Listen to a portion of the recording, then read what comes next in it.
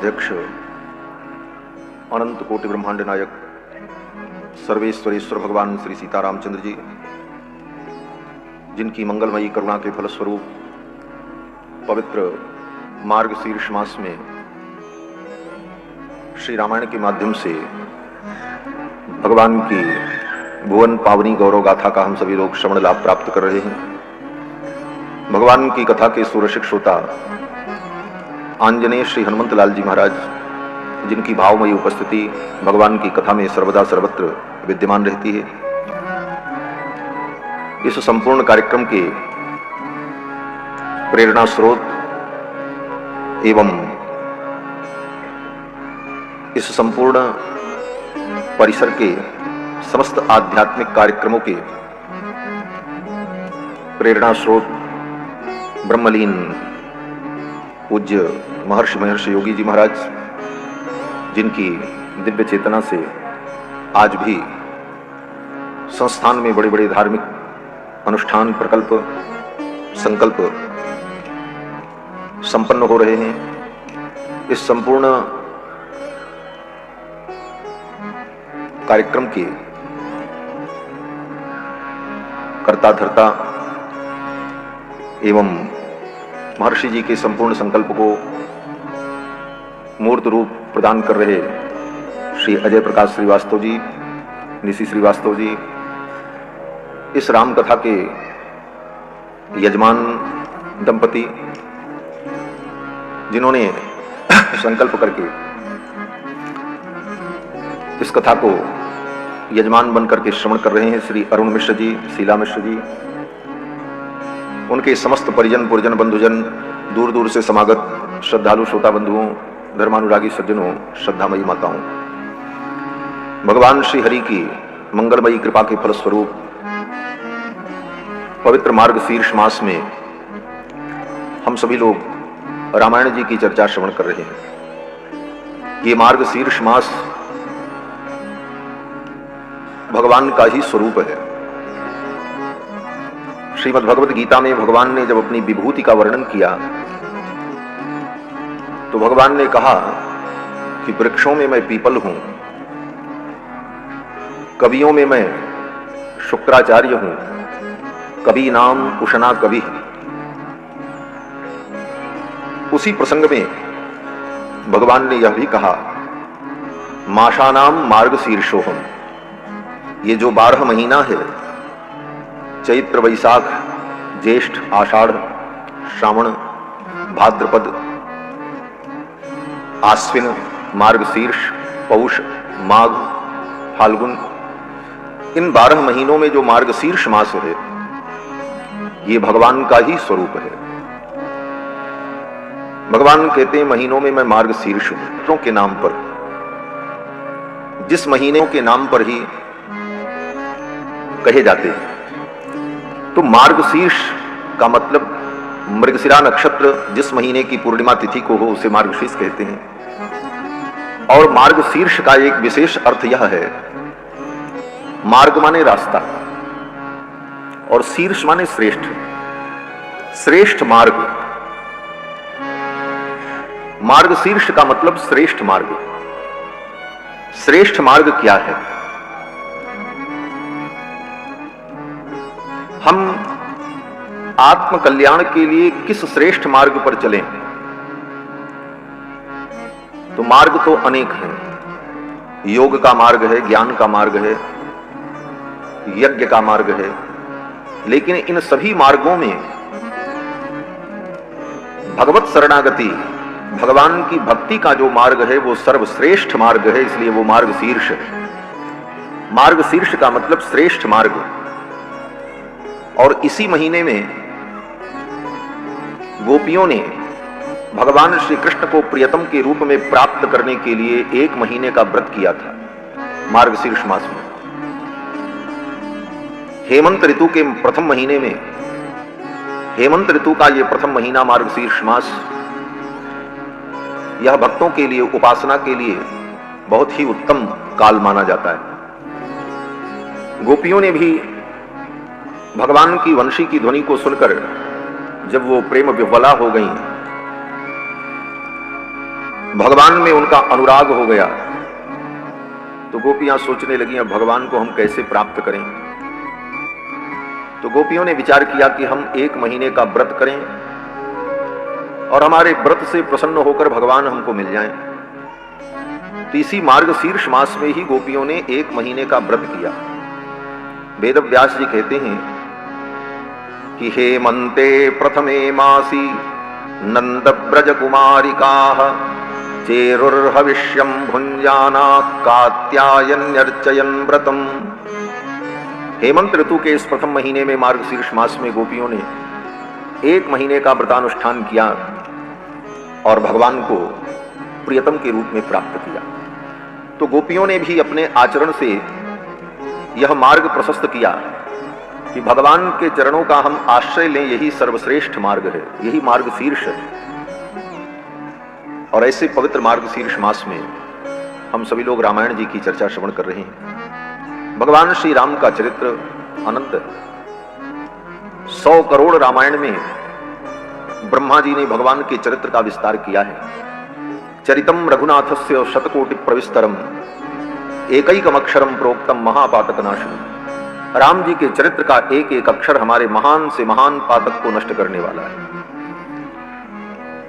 लेकिन उस 100 करोड़ रामायण में से एक कथा गंगा की धारा महर्षि वाल्मीकि के द्वारा इस धरती पर प्रवाहित हुई। इसीलिए वाल्मीकि जी की स्तुति में कहते हैं कि वाल्मीकि गिरि संभूता राम सागर गामिनी पुनाति भुवनम पुण्या रामायण महानदी। ये रामायण महानदी वाल्मीकि गिरि संभूता, वाल्मीकि पर्वत से निकलकर राम सागर गामिनी, राम रूपी महासागर तक जाने वाली है। पुनाति भुवनम पुण्या रामायण महानदी, ये रामायण महानदी संपूर्ण भुवन को पवित्र करती है। भगवान श्री राम की कथा एक धर्मशास्त्र ही है। संपूर्ण धर्मशास्त्र में, स्मृतियों में जिन धर्मों का निरूपण किया है, राम जी ने उन धर्मों का अपने जीवन में आचरण करके दिखाया है। इसलिए दूसरे शब्दों में कहा जाए तो राम कथा धर्मशास्त्र है। धर्मशास्त्र का प्रयोगात्मक रूप श्री राम कथा है। धर्मशास्त्र में तो थ्योरी लिखी है,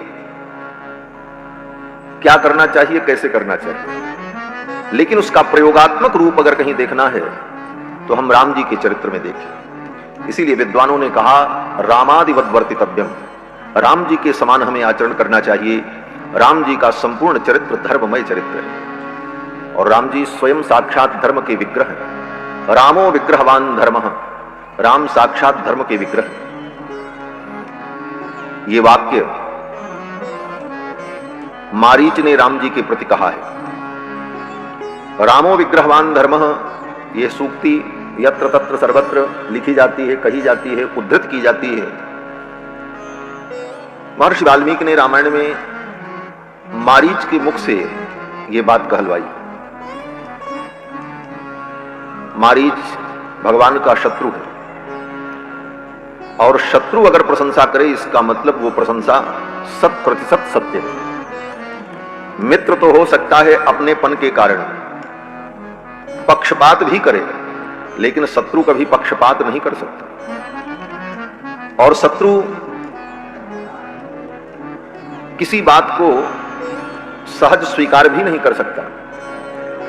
लेकिन मारीच ने रावण को समझाते हुए कहा, लंकेश राम से बैर मत करो, क्योंकि राम साक्षात धर्म है। रामो विग्रहवान धर्मः। इसीलिए इस मारीच के वाक्य को परम प्रमाण के रूप में माना जाता है। एक शत्रु ने राम जी को साक्षात धर्म का विग्रह कहा। बैरियू राम बड़ाई करई, गोस्वामी तुलसीदास जी कहते हैं यही राम का रामत्व है कि शत्रु भी राम जी की बड़ाई करता है। राम का रामत्व यही है। शत्रु भी जब उस गुण से प्रभावित होकर और बड़ाई करने लग जाए तो समझ लो यही राम का रामत्व है। बैरिहु राम बड़ाई करही, बैरिहु राम बड़ाई करही। बोलनि मिलनी विनय मन हरही, बोलनि मिलनी विनय मन हरही, बोलनि मिलनी विनय मन हरही, बोलनि मिलनी विनय मन हरही। बैरिहु राम बड़ाई करही, बैरिहु राम बड़ाई करही, बैरिहु राम बड़ाई। बोलन मिलनी विनय मन हरई। राम जी का बोलना, उनका मिलना, उनका विनय, ये शत्रुओं के मन का भी हरण कर लेता है। जब शूर्पणखा चिल्लाती हुई गई खरदूषण के पास, तो खरदूषण ने कहा, बहन कि तेरा नाक कान किसने काटा? तो शूर्पणखा को कहना चाहिए था कि जिसने काटा है वो बड़ा दुष्ट है, पापी है, लेकिन शूर्पणखा ने इन शब्दों का प्रयोग नहीं किया। शूर्पणखा की नाक कट गई, कान कट गया, उसके बाद भी शूर्पणखा कहती है जिसने मेरे नाक कान को काटा है वो बड़े सुंदर हैं, जवान हैं, सुकुमार हैं, बड़े बलशाली हैं, यही कहती रही महाराज। शूर्पणखा ने कहा कि तरुणौ रूप संपन्नौ सुकुमारौ महाबलौ पुंडरीक विशालाक्षौ चीर कृष्णाजिनांबरौ फलमूलासनौ दान्तौ तापसौ ब्रह्मचारिणौ। और वो मांस मछली नहीं खाते, वो फलाहार करते हैं, दांत हैं, शांत हैं, तरुण हैं, सुंदर हैं। भगवान के गुणों का ही वर्णन करती रही शूर्पणखा।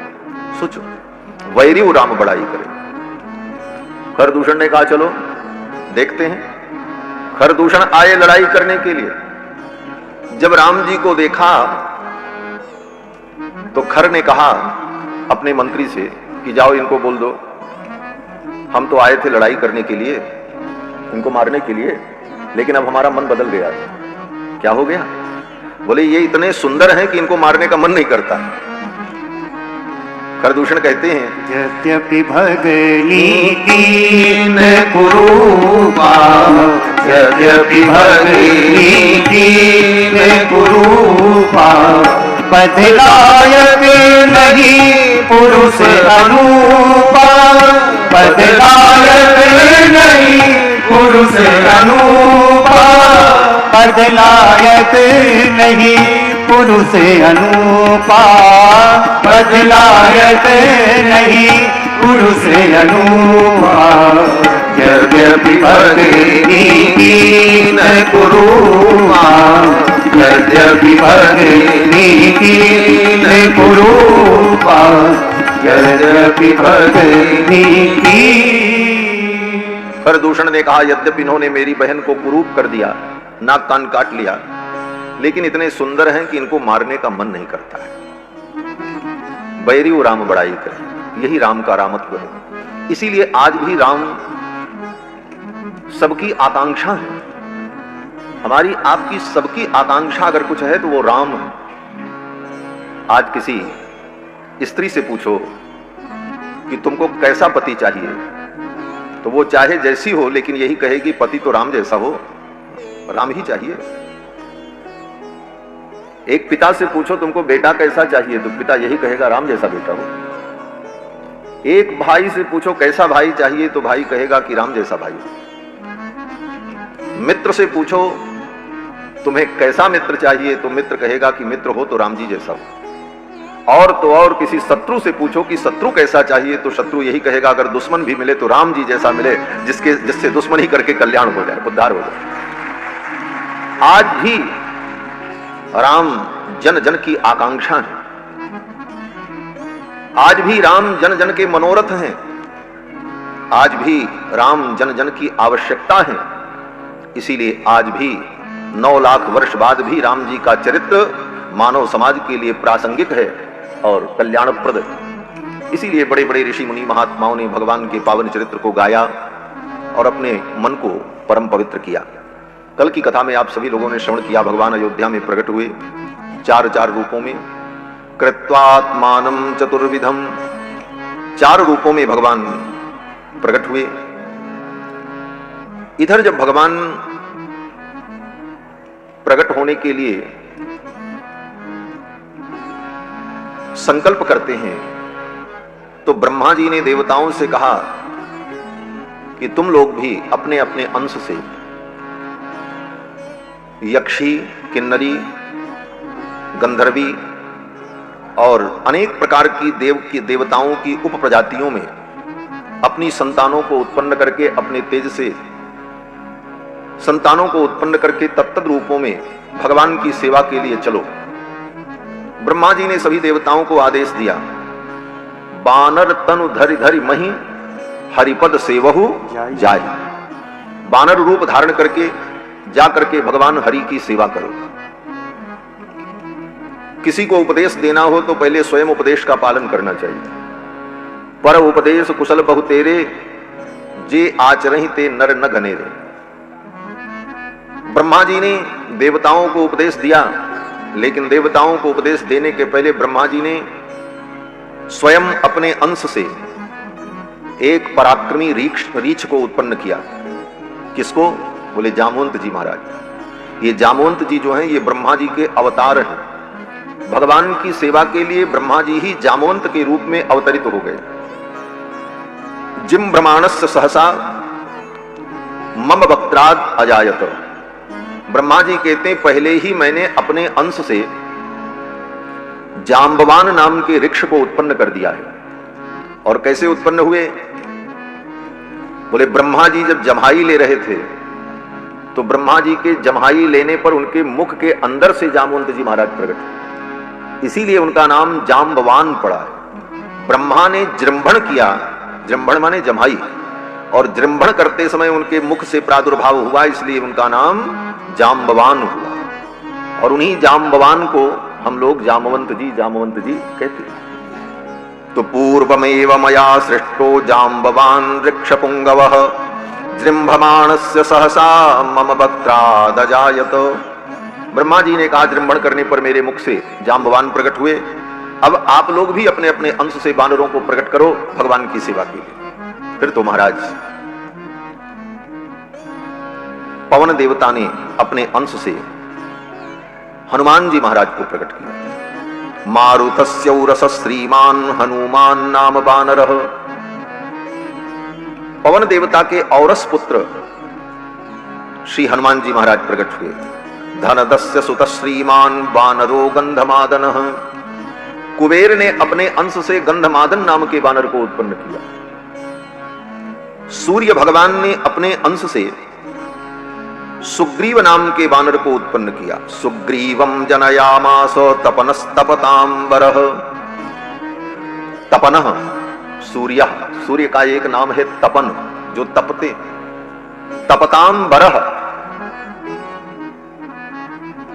जितने तपने वाले द्रव्य हैं, वस्तुएं हैं, उन सब में जो श्रेष्ठ हैं तपन भगवान सूर्य।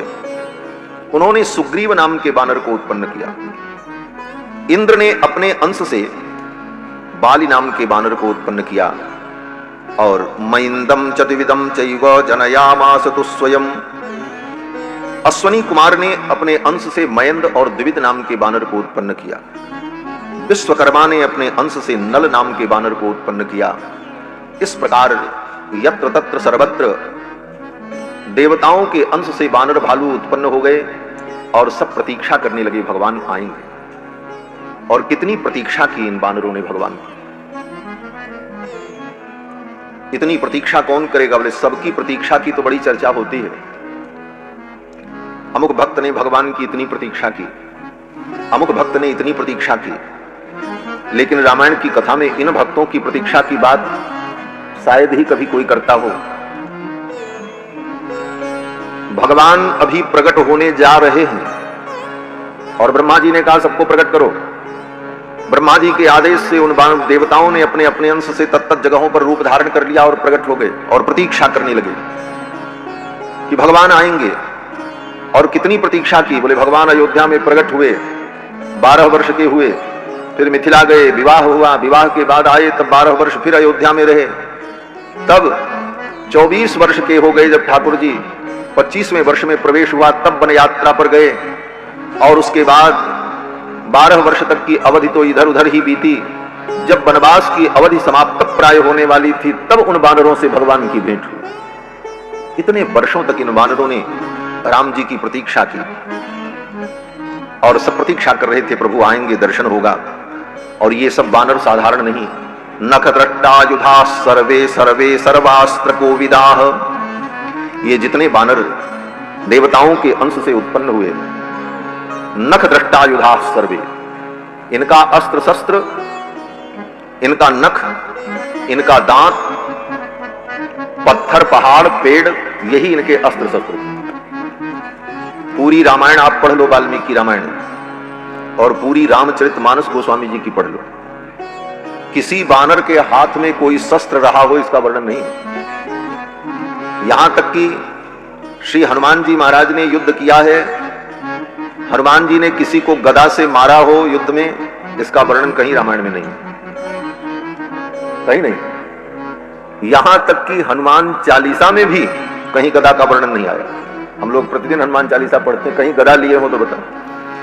हाथ वज्र अरु ध्वजा विराजे, हाथ ही उनका वज्र के समान है, और उस हाथ में क्या है? बोले राम जी की ध्वजा।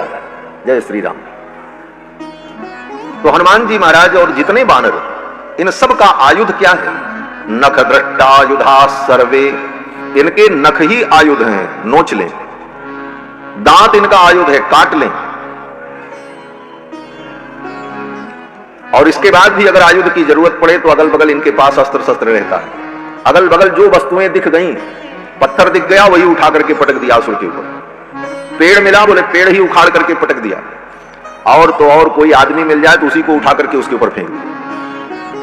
हनुमान जी ऐसे ही युद्ध करते हैं। अश्वैर अश्वान गजैर नागान, महर्षि वाल्मीकि कहते हैं कि युद्ध में हनुमान जी महाराज घोड़े को घोड़े से टकरा देते, हाथी को हाथी से टकरा दें, रथ को रथ पर पटक दें, और इसी प्रकार हनुमान जी महाराज युद्ध करते हैं। गोस्वामी तुलसीदास जी महाराज भी वर्णन करते हैं कि जब हनुमान जी महाराज युद्ध कर रहे थे तो हाथी न सो हाथी मारे, घोड़े घोड़े सो संहारे, रथन सो रथ बिदरन बलवान की, बार बार सेवक सराहना करत राम। देखो देखो लखन लरनी हनुमान की, देखो देखो लखन लरन हनुमान की, देखो देखो लखन लरन हनुमान की। हनुमान जी जब युद्ध करते थे तो हाथिन सो हाथी मारे, घोड़े घोड़े सो संहारे, रथन सो रथ बिदरन बलवान की। और इस कला को देखकर भगवान मुस्कुराते और लक्ष्मण से कहते, लक्ष्मण देखो देखो हमारा हनुमान कैसा युद्ध कर रहा है, देखो देखो लखन लरनी हनुमान की। तो ये सब वानर बड़े पराक्रमी महाराज। नख दृष्टा युधा सर्वे सर्वे सर्वास्त्र कोविदाह, और ये कितने पराक्रमी वानर थे।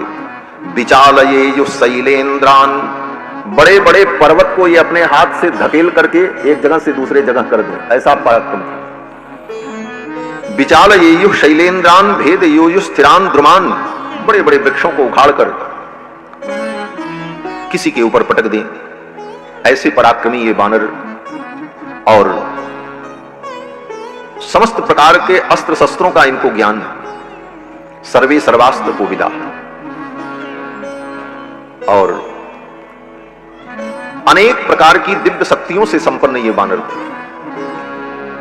ये केवल वानर नहीं थे, वानर जैसी इनकी आकृति थी और इन्हें वानर कहा गया, लेकिन वह एक विलक्षण सृष्टि भगवान की लीला के लिए प्रकट हुई थी और वो उसी काल में थी। उसके बाद वो सृष्टि फिर वो ब्रह्मा की सृष्टि नहीं है, वो भगवान के संकल्प से एक विलक्षण सृष्टि हुई। और ये जितने वानर थे, ये सब वानर अनेक अनेक विद्याओं में पारंगत थे, यज्ञोपवीत धारण करते थे, संध्या वंदन करते थे, वस्त्र पहनते थे, आभूषण पहनते थे, माया के द्वारा, अपनी विद्या के द्वारा कभी छोटे हो जाएं, कभी बड़े हो जाएं, कभी अंतर्हित हो जाएं, कहीं रूप बदल लें, ये सब कलाएं इनके अंदर विद्यमान थी। हनुमान जी में तो आपने सब देखा ही है। हनुमान जी महाराज छोटा रूप भी धारण कर लेते, मसक समान रूप कपि धरी, लंक्यों चले सुमिर नरहरि। कपि रूपम परित्यज्य, बंदर का रूप त्याग करके ब्राह्मण का रूप धारण करके भगवान के पास आ जाए। तो ये सब कलाएं इन वानरों में जन्मजात थीं, सिद्धियां थीं। ऐसी विलक्षण सृष्टि उस काल में भगवान की लीला के लिए प्रकट हुई। आगे वर्णन करते हैं कि समावृता राम सहाय हेतो, राम जी की सहायता के लिए ये सब समावृत होकर प्रतीक्षा कर रहे थे।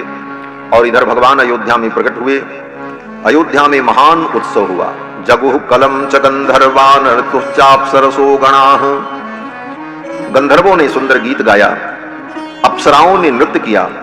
देव दुंदुभयो नेदुः, देवताओं ने आकाश में दुंदुभी बजाई। पुष्प वृष्टिश्च खात्पतत, आकाश से पुष्प की वर्षा हुई। उत्सवश्च महान आसीत अयोध्यायाम जनाकुलः, अयोध्या में महान उत्सव हुआ। रथ्याश्च जनसंवादा, रथ्याश्च जनसंवादा, रास्ते जो थे वो सब जाम हो गए। आज जो कहते हैं ना बहुत बड़ा कोई महोत्सव हो किसी नगर में तो सब रास्ते बंद हो जाते हैं महाराज, जाम लग जाते हैं। रथ्याश्च, जिन मार्गों पर रथ चलते थे, जनसंवादा, वहां मनुष्य नहीं चल पा रहे थे इतनी भीड़ में। आज की भाषा में जिसको कहते हैं जाम लग जाना, तो कहते हैं कि रथ्याश्च जनसंवादा नट नर्तक संकुलाः, ऐसा महान उत्सव अयोध्या में हुआ। बड़े बड़े ऋषि मुनि महात्मा इस उत्सव को देखने के लिए आए। जनक जी ने अपना खजाना खोल दिया, लुटाओ। प्रदेयाश्च ददौ राजा सूत मागध वंदिनाम, दशरथ जी महाराज ने मंत्रियों से कहा खजाना खोल दो, लुटाओ। सूत मागध बंदी सभी लोगों को खूब धन संपत्ति वस्त्र अन्न आभूषण ये सब दशरथ जी महाराज ने दान किया। कितना दान किया? गोस्वामी तुलसीदास जी महाराज कहते हैं सब कुछ लुटा दिया दशरथ जी महाराज ने, सबको सब कुछ दिया। लेकिन विशेषता क्या थी? बोले जो पाया वो भी अपने पास नहीं रखा, उसने भी लुटा दिया, तुम ले जाओ। तीसरा पाता है वो भी अपने पास नहीं रखता, वो भी लुटा देता है, ले जाओ महाराज। सब लुटाने में ही लगे थे महाराज, सबने सबको दिया। दशरथ जी महाराज ने सब कुछ दिया, लेकिन जो पाया वो भी अपने पास नहीं रखा। सर्वस दान दीन सब काहू, सर्वस दान दीन सब काहू, जेहि पावा राखा नहीं काहू, जेहि पावा राखा नहीं काहू। सर्वस दान दीन सब काहू, सर्वस दान दीन सब काहू, सर्वस दान दीन। सबको सब कुछ दिया। जेहि पावा राखा नहीं काहू, जो पाया वो भी अपने पास नहीं रखा, उसने भी लुटा दिया, ले जाओ। दे दे करके लोगों ने अपने घर को अपने मंदिर को खाली कर दिया। गोस्वामी तुलसीदास जी महाराज कहते हैं कि देत सबन मंदिर रितये, देत सबन मंदिर रितये, तुलसीदास पुनि भरे देखियत राम कृपा चितवनि चितये। दे दे करके लोगों ने अपना घर खाली कर दिया और राम जी की ऐसी कृपा कि तुलसीदास पुनि भरे ही देखियत, और फिर जाकर के देखते हैं तो खजाना भरा हुआ। तुलसीदास पुनि भरे ही देखियत राम कृपा चितवनि चितये। राम जी की कृपा दृष्टि ऐसी थी कि साथ खजाना भरा हुआ है महाराज। किसी ने कहा कि इतना लुटाया गया और लूटने वाला कोई था ही नहीं, सब लुटा ही रहे थे। जेहि पावा राखा नहीं था, तो इतनी संपत्ति जो लुटाई गई वो गई कहां? तो हमारे अयोध्या के संत भक्त कहते हैं कि राम जी के जन्म के अवसर पर स्वर्ग के देवता राम जी की न्यौछावर लेने के लिए और उत्सव देखने के लिए आए थे। जब लुटाया जा रहा था तो देवता लोग भिखारी बनकर के अयोध्या की गलियों में खड़े होकर के राम जी की न्यौछावर लूट रहे थे कि हमको कुछ मिल जाए। राम न्यौछावर लेन देव हठ होत भिखारी, देवता भिखारी बनकर के अयोध्या की गलियों में खड़े होकर राम जी की न्यौछावर लेकर के अपने को धन्य मान रहे थे। ऐसा उत्सव हुआ हमारा। गोस्वामी जी कहते हैं उसका कोई वर्णन नहीं कर सकता। वह सुख संपत्ति समय समाजा, कहीं न सकत सारद अहि राजा।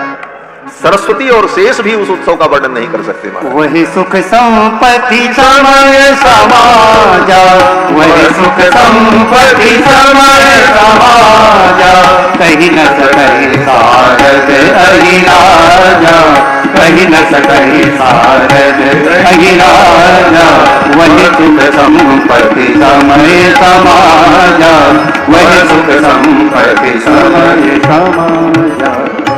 वह समय, वह सुख, वो वैभव, उसका तो वर्णन नहीं किया जा सकता। सरस्वती और शेष भी वर्णन करें तो समर्थ नहीं होंगे। ऐसा अद्भुत आनंद अयोध्या में बरस रहा था। दूर दूर की बधूटियों ने जब सुना कि महाराज के घर में बालक प्रकट हुआ है तो सब बधाई देने के लिए चल पड़ी। वृंद वृंद मिली चली लुगाई, सहज सिंगार किए उठी धाई, कनक कलश मंगल भरी थारा, गावत पैठई भूप द्वारा। दशरथ जी के द्वार पर पहुंच करके उन बधूटियों ने गीत गाया। सखियां कहती हैं चलो। कहां चले? बोले चलो देख करके आते हैं। क्या देख कर आते हैं? बोले चलो री सखी देखी आवे प्यारे रघुरैया। प्यारे रघुरैया प्रकट हैं, चलो रघुराज का दर्शन करके आते हैं। चलो री सखी देख आवे प्यारे रघुरैया, चलो री सखी देख आवे प्यारे रघुरैया, चलो री सखी देख आवे प्यारे रघुरैया, चलो री सखी देख आवे प्यारे रघुरैया, प्यारे रघुरैया दुलारे रघुरैया, प्यारे रघुरैया दुलारे रघुरैया, प्यारे रघुरैया दुलारे रघुरैया, प्यारे रघुरैया दुलारे रघुरैया, प्यारे रघुरैया चलो री सखी देख आवे प्यारे रघुरैया, चलो री सखी देख आवे प्यारे रघुरैया, चलो री सखी देख आवे। राम लक्ष्मण भरत शत्रुघ्न सुंदर चारों भैया, राम लक्ष्मण भरत शत्रुघ्न सुंदर चारों भैया, राम लक्ष्मण भरत शत्रुघ्न सुंदर चारों भैया, राम लक्ष्मण भरत शत्रुघ्न सुंदर चारों भैया। कौशल्या के कई सुमित्रा, कौशल्या के कई सुमित्रा, कौशल्या के कई सुमित्रा, कौशल्या के कई सुमित्रा, मुनि मुनि लेत बलैया, चलो री सखी देख आवे प्यारे रघुरैया, चलो री सखी देख आवे प्यारे रघुरैया, चलो री सखी देख आवे। घर घर बंधन वार पताका बरन जायन भैया, घर घर बंधन वार पताका बरन जायन भैया, घर घर बंधन वार पताका बरन जायन भैया, घर घर बंधन वार पताका बरन जायन भैया।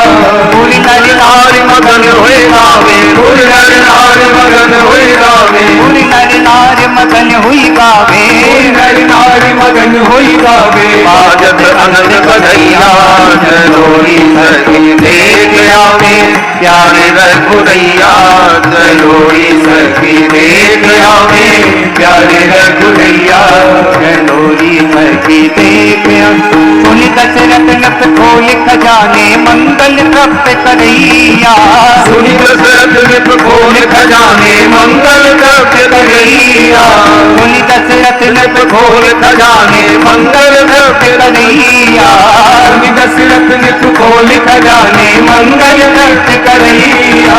लाल निछावर बसन लुटावे, लाल निछावर बसन लुटावे, लाल निछावर बसन लुटावे, लाल निछावर बसन लुटावे। भूषण मणि चलैया, चलो री सखी देख आवे प्यारे रघुरैया, चलो री सखी देख आवे प्यारे रघुरैया, चलो री सखी देख आवे। सुर नर मुनि जयकार करत है बरसत सुमन लिखैया, सुर नर मुनि जयकार करत है बरसत सुमन लिखैया, सुर नर मुनि जयकार जयकार करत है बरसत सुमन कैया।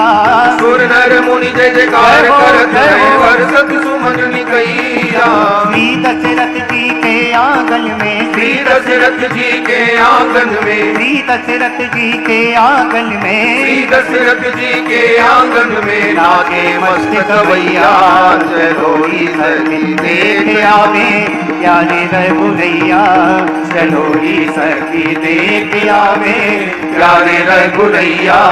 चलो ईश्वर की देख आवे प्यारे रघुरैया।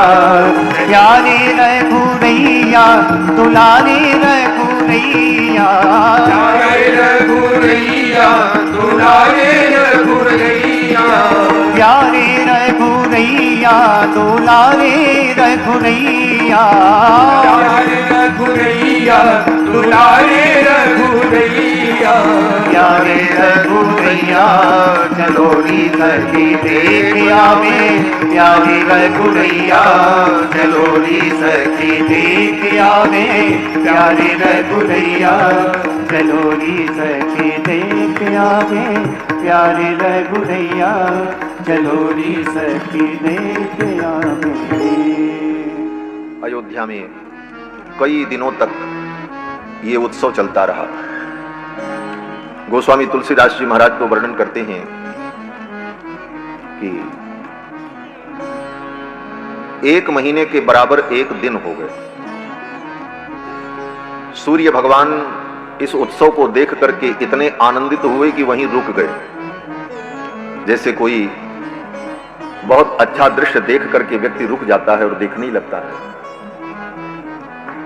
सूर्य भगवान इस उत्सव को देखने के लिए मध्य आकाश में रुक गए और सूर्य भगवान जब रुक गए तो दिन आगे बढ़ा ही नहीं और 1 महीने तक सूर्य भगवान रुके रहे। तो 1 महीने के बराबर 1 दिन हो गया। मास दिवस कर दिवस भा मरम न जाना होय। रथ समेत रवि था के वो निशा कवन विधि हो। रथ के सहित सूर्य भगवान वहीं रुक गए और खड़े रहे। 1 महीने तक सूर्य भगवान रुके रहे। किसी को पता ही नहीं चला वो दिन 1 महीने के बराबर हुआ। 30-24 घंटे इतना बड़ा दिन हो गया, फिर भी उस आनंद के वातावरण में किसी को अनुभव नहीं हुआ कि इतना बड़ा दिन होगा। क्यों बोले? आनंद की बेला में युग भी बीत जाए तो व्यक्ति लोग को लगता है कि अभी तो एक क्षण बीता है। इसी को साहित्य शास्त्र में क्षण कल्पता और कल्पक क्षणता कहते हैं। दुख में एक क्षण का समय लगता है कि कितना लंबा समय हो गया, समय कटता ही नहीं। लोग कहते हैं महाराज घड़ी की सुई बढ़ ही नहीं रही। दुख में एक क्षण कल्प के समान प्रतीत होता है, उसको कहते हैं क्षण कल्पता। और सुख में, आनंद में बोले कल्पक क्षणता। एक कल्प भी बीत जाए तो लगता है अभी एक क्षण ही तो बीता है, अभी कितना समय बीता। तो 1 महीने बीत गया और किसी को पता नहीं चला। मास दिवस कर दिवस भा मरम न जाना कोई। रथ समेत रवि था केऊ निशा कवन विधि होई। भगवान सूर्य ने विचार किया मेरे वंश में भगवान का अवतार हुआ है। आज हमारे गुप्ता जी हमसे पूछ रहे थे महाराज राम जी का अवतार सूर्य वंश में हुआ है कि इक्ष्वाकु वंश में हुआ है? तो राम जी का जन्म रघुवंश में भी हुआ है, इक्ष्वाकु वंश में भी हुआ है और सूर्य वंश में भी हुआ है। अब ये कहने के लिए 3 बातें हैं लेकिन है एक ही बात। वंश तो भगवान सूर्य का है। भगवान सूर्य का नाम है विवस्वान और विवस्वान के पुत्र हुए वैवस्वत मनु और वैवस्वत मनु के पुत्र हुए इक्ष्वाकु और इक्ष्वाकु का जो वंश है उसी वंश में राम जी प्रकट हुए। तो सूर्य वंश होने के कारण राम जी सूर्य वंश में प्रकट हुए। इक्ष्वाकु मनु जो थे वो बड़े प्रतापी थे, तो इस वंश का नाम इक्ष्वाकु के नाम पर भी प्रसिद्धि को प्राप्त हुआ, इसलिए इसको इक्ष्वाकु वंश भी कहा गया। इसी वंश में आगे चल करके बड़े प्रतापी राजा महाराज रघु हुए, तो रघु की भी इतनी प्रसिद्धि हो गई कि लोग इस वंश को रघुवंश रघुवंश कहने लगे। तो रघुवंश, इक्ष्वाकु वंश, सूर्य वंश, ये सब एक ही है सब सूर्य वंश। मूल धारा सूर्य भगवान से प्रवर्तित हुई और उसी सूर्य वंश में इक्ष्वाकु भी हुए, रघु भी हुए, दिलीप भी हुए, अज हुए, बड़े बड़े प्रतापी राजा हुए। और उन राजाओं के प्रताप से उनका भी नाम और उनके नाम पर वंश की परंपरा का व्यवहार होता रहा। तो सूर्य भगवान इस उत्सव को देखने के लिए रुक गए, आगे बढ़े ही नहीं। चंद्रमा बेचारे रो रहे थे पीछे बैठे। चंद्रमा ने सोचा ये सूर्य भगवान तो ऐसा बैरियर बनकर के खड़े हो गए कि हमको तो जाने का मौका ही नहीं मिल रहा।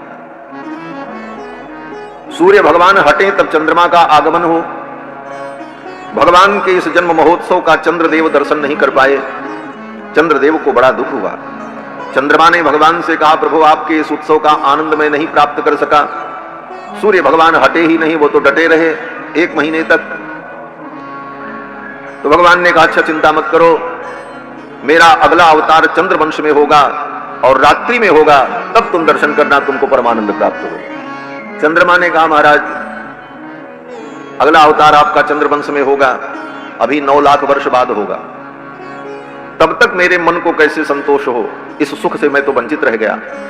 तो भगवान ने कहा, अच्छा अगर ऐसी बात है तो मेरा अवतार सूर्य वंश में हुआ है, लेकिन मेरे नाम के आगे तुम्हारा नाम जुड़ेगा। लोग मेरा नाम लेंगे तो तुम्हारे साथ मेरा नाम लेंगे, लोग मुझे कहेंगे रामचंद्र।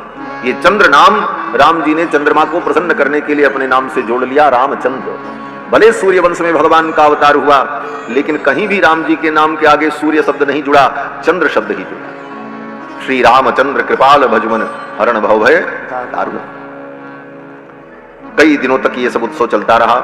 ब्राह्मणेभ्यो ददौ वित्तम गोधनानि सहस्रशः। महाराज दशरथ ने खूब उदारता पूर्वक उत्सव में आए हुए लोगों को उपहार भेंट किया। धीरे धीरे समय बीता, 11 दिन बीत गए। जब 12वां दिन आया तो गुरुदेव वशिष्ठ ने चारों कुमारों का नामकरण संस्कार किया।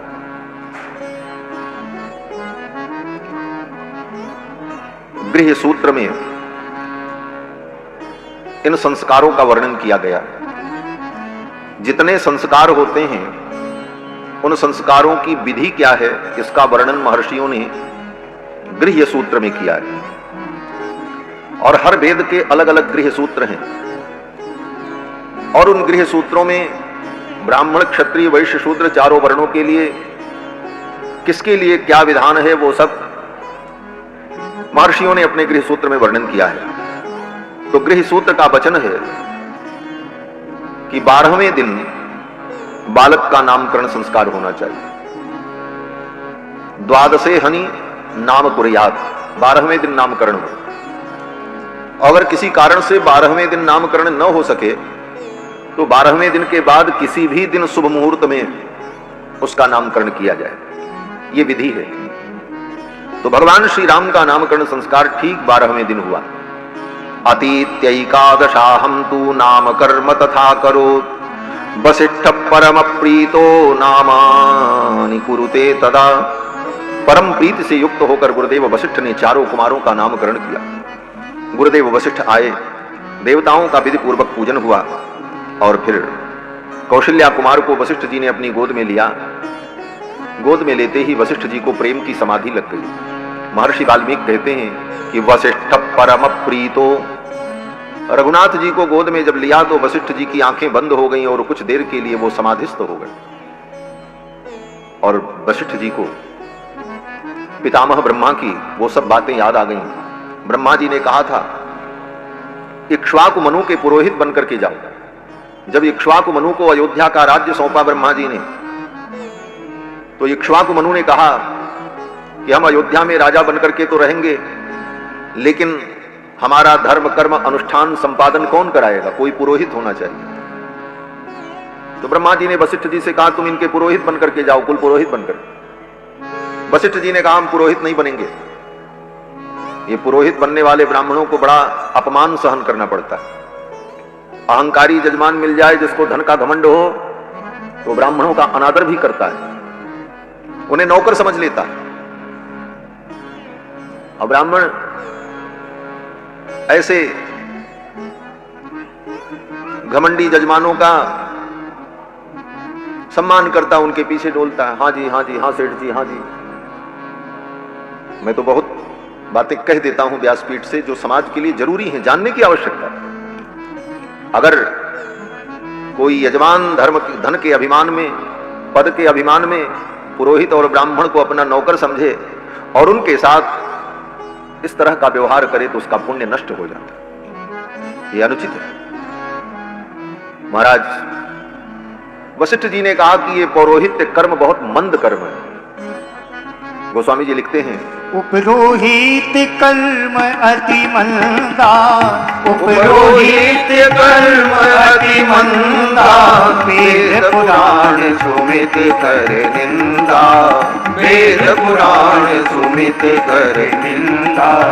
उपरोहित कर्म अति मंदा। ये उपरोहित्य कर्म, पौरोहित्य कर्म, ये बड़ा मंद कर्म है। लेकिन करे तो कौन करे? ब्राह्मण ही करेगा, मजबूरी भी। मंद कर्म इसलिए है कि अगर ब्राह्मण, पौरोहित्य कर्म करने वाला ब्राह्मण सावधान न रहे तो उस ब्राह्मण का ही पतन हो जाएगा। क्यों? बोले पौरोहित्य करने पर, धन दक्षिणा वस्तु प्राप्त होने पर धीरे धीरे उसका लोभ बढ़ता चला जाएगा। लोभ बढ़ने पर संस्कार नष्ट होते जाएंगे और इस कारण से धीरे धीरे उसका ब्राह्मणत्व, उसकी तपस्या, उसकी सुचिता, ये सब क्षीण हो जाएगी। ये तो ब्राह्मण के लिए हानि होगी। और पौरोहित्य कर्म करने वाले ब्राह्मणों के साथ समुचित सम्मानजनक व्यवहार अगर जजमान ने नहीं किया तो यजमान का भी पतन हो जाएगा। तो ये पौरोहित्य कर्म बड़ा मंद कर्म कहा। लेकिन बिना पौरोहित्य कर्म के धर्मानुष्ठान की व्यवस्था भी नहीं चल सकती। कौन कराएगा? ये भी मजबूर। पौरोहित्य कर्म में जजमान जो कुछ दान देता है आचार्य को, ब्राह्मण को, वो वस्तु देखने में वस्तु होती है, दक्षिणा, फल, वस्त्र, आभूषण, परंतु वस्तुतः वो वस्तु दिखती तो है, लेकिन यजमान का जो दोष है, जो पाप है, वो सब कुछ उस दान के साथ उस ब्राह्मण के पास चला जाता है। यजमान तो पाप मुक्त हो जाता है, वह अपने पाप से मुक्त होकर पवित्र हो जाता है, और ब्राह्मण उस दान की वस्तु को लेकर अगर संध्या, वंदन, गायत्री जप इत्यादि अनुष्ठान न करे तो वह पाप उस ब्राह्मण को भोगना पड़ता है। इसीलिए ब्राह्मण के लिए इतने कठोर नियम बनाए गए। संध्या करे, अग्निहोत्र करे, इन सारे धर्म नियमों का पालन करे, जिससे लोक कल्याण की शक्ति उसके अंदर विद्यमान रहे, वो लोक का मंगल कर सके। गोभिल गृह सूत्र में, संध्या सूत्र में जहां पर संध्या का वर्णन किया है, वहां पर कहते हैं वेद भगवान अष्ट कृत्वा पृथ्वीम अधिजयति।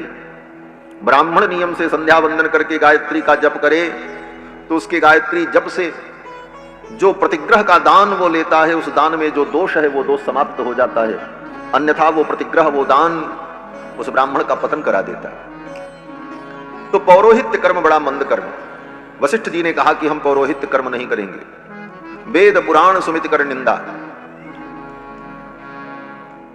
ब्रह्मा जी ने कहा अगर कोई लाभ हो तब। वशिष्ठ जी ने कहा क्या लाभ होगा? अरे जजमान बहुत करेगा, धोती कपड़ा दक्षिणा देगा, और क्या लाभ होगा? ब्रह्मा जी ने कहा यह लाभ नहीं। अगर तुम्हें भगवान मिल जाए तो? वशिष्ठ जी ने कहा भगवान मिल जाए? ब्रह्मा जी ने कहा हाँ। बोले अगर पौरोहित्य कर्म करते करते तुमको भगवान की प्राप्ति हो जाए, भगवान मिल जाए, तो क्या ये लाभ कम होगा? वशिष्ठ जी ने कहा भगवान मिल जाए, इससे बड़ा लाभ और क्या हो सकता है? कैसे भगवान मिल जाएंगे? ब्रह्मा जी ने कहा इनके पुरोहित बन करके जाओ और आगे चल करके इन्हीं के वंश में एक राजा होंगे जिनका नाम होगा दशरथ, और उनके पुत्र बनकर के भगवान अखिल कोटि ब्रह्मांड नायक सर्वेश्वरेश्वर भगवान श्री हरि चार रूपों में प्रकट होंगे और तुम उनका नामकरण संस्कार करोगे। जब बड़े होंगे तो उनका यज्ञोपवीत संस्कार तुम्हारे द्वारा होगा, तुम्हारे गुरुकुल में वो पढ़ने जाएंगे, उनकी उंगलियों को पकड़ करके तुम लिखना सिखाओगे, वो तुम्हारी गोद में बैठ करके खेलेंगे। ये सब सुनकर वशिष्ठ जी महाराज भाव विभोर हो गए और वशिष्ठ जी ने ब्रह्मा जी से कहा, पितामह भगवान मेरे लिए इतने सुलभ हो जाएंगे? ब्रह्मा जी ने कहा। तो वशिष्ठ जी ने कहा, अगर ऐसी बात है तब तो मैं पौरोहित्य करने को तैयार हूं। इसी शर्त पर वशिष्ठ जी महाराज वो इक्ष्वाकु मनु के पुरोहित बनकर के आए और इक्ष्वाकु मनु से लेकर दशरथ जी के काल तक जितने राजा हुए सभी राजाओं का मूड़न, जनेऊ, ब्याह, श्राद्ध, पिंडदान सारे कर्म वशिष्ठ जी कराते रहे, केवल इसी आशा में कि एक दिन मुझे भगवान मिलेंगे। और आज उनकी वो आशा पूरी हुई। जब कौशल्या कुमार को गोद में लेकर बैठे तो वशिष्ठ जी को प्रेम की समाधि लग गई। वशिष्ठ परम प्रीतो नामानि कुरुते तदा। ब्रह्मा जी की वो सब बातें वशिष्ठ जी को याद आ गईं और आज ये सौभाग्य आया। परब्रह्म परमात्मा सच्चिदानंद वशिष्ठ जी की गोद में बालक बनकर के बैठे। वशिष्ठ जी ने नामकरण किया। वशिष्ठ जी ने जो विचार किया था अपने मन में, गोस्वामी जी महाराज कहते हैं, जो वशिष्ठ कछु हृदय विचारा, जो वशिष्ठ कछु हृदय विचारा, तब न लेऊ में तब विधि मोही, तब न लेऊ में तब विधि मोही, कहा लाभ आगे सुत होई, कहा लाभ आगे सुत होई। ब्रह्मा जी ने वशिष्ठ जी को कहा आगे लाभ होगा और यही लाभ हुआ कि वशिष्ठ जी ने भगवान के बाल रूप का दर्शन पाया और वशिष्ठ जी के गुरुकुल में भगवान पढ़ने गए। वशिष्ठ जी महाराज उनका नामकरण करते हैं। गुरुदेव वशिष्ठ ने देवताओं का पूजन किया और फिर गुरुदेव वशिष्ठ नामकरण करते हैं। कौशल्या कुमार का नामकरण किया। वशिष्ठ जी ने जो विचार किया था शास्त्र सम्मत विधि से, वह नाम चारों कुमारों का वशिष्ठ जी ने रखा। ये चौपाई। धरे नाम गुरु हृदय विचारी, धरे नाम गुरु हृदय विचारी, वेद तत्व निप तब सुत चारी, वेद तत्व निप तब सुत चारी, धरे नाम गुरु हृदय विचारी, धरे नाम गुरु हृदय विचारी। वशिष्ठ जी ने कहा, राजन ये आपके जो पुत्र हैं ये वेद के तत्व हैं। वेद के तत्व ही 4 रूपों में प्रकट हुए और इनका नाम, जो सबसे बड़े कुमार हैं इनका नाम राम होगा। ज्येष्ठम रामम महात्मानम। आपके जो ज्येष्ठ पुत्र हैं इनका नाम राम होगा और ये महान आत्मा है। ज्येष्ठम रामम महात्मानम। दशरथ जी ने कहा, गुरुदेव राम का अर्थ क्या होता है? राम माने क्या? तो वशिष्ठ जी ने कहा कि जो सबको आनंद प्रदान करे उसको कहते हैं राम। जो सबको आनंद प्रदान करते हैं उनका नाम राम है। ये सबको आनंद प्रदान करेंगे। बोले कितना आनंद इनके पास है कि सबको आनंद दे देंगे? बोले ये सबको आनंद अनादिकाल से दे रहे हैं और अनंत काल तक देते रहेंगे। बोले कितना आनंद इनके पास है कि वो आनंद खत्म नहीं होता, बांटते रहते। तो वशिष्ठ जी कहते हैं ये आनंद के समुद्र है महाराज। जो आनंद सिंधु सुख राशि, करते त्रैलोक सुपासी। जो आनंद सिंधु सुख राशि, करते त्रैलोक सुपासी। सो सुख धाम राम रसनामा, अखिल लोक दायक विश्रामा। सो सुख धाम राम रसनामा, अखिल लोक दायक विश्रामा। जो आनंद सिंधु सुख राशि, करते त्रैलोक सुपासी। करते त्रैलोक सुपासी, करते त्रैलोक सुपासी। ये आनंद सिंधु है और अपने आनंद सिंधु के एक बिंदु से संपूर्ण सृष्टि को आनंद प्रदान करते रहते। सी करते त्रैलोक्य सुपासी यस्य मात्रा उपजीवती। वेद कहता है कि उन परमात्मा के आनंद की एक मात्रा से यह संपूर्ण सृष्टि आनंदित होती है। संपूर्ण सृष्टि में जो जीवन है वो आनंद के कारण है, क्योंकि वेद ने कहा आनंदेन जातानि जीवंति। ये वेद वाक्य है। जहां पर वर्णन किया वहां कहते हैं आनंदाद्धेव खल इमानि भूतानि जायन्ते। आनंद से ही संसार उत्पन्न होता है और आनंदेन जातानि जीवंति। आनंद से ही संसार जीता है और आनंद खत्म हो जाए तो खत्म। ये संसार में लोग पैदा कैसे होते हैं? बोले आनंद से। आनंद से ही उत्पत्ति होती है। अगर वह आनंद की भावना न हो तो संतान का गर्भ में आगमन ही नहीं होगा। इसीलिए गीता में भगवान ने कहा धर्मा विरुद्ध कामोष्मि भरतर्षभ। हे अर्जुन, धर्म के अविरुद्ध जो काम है वो मेरा स्वरूप है। तो धर्म पूर्वक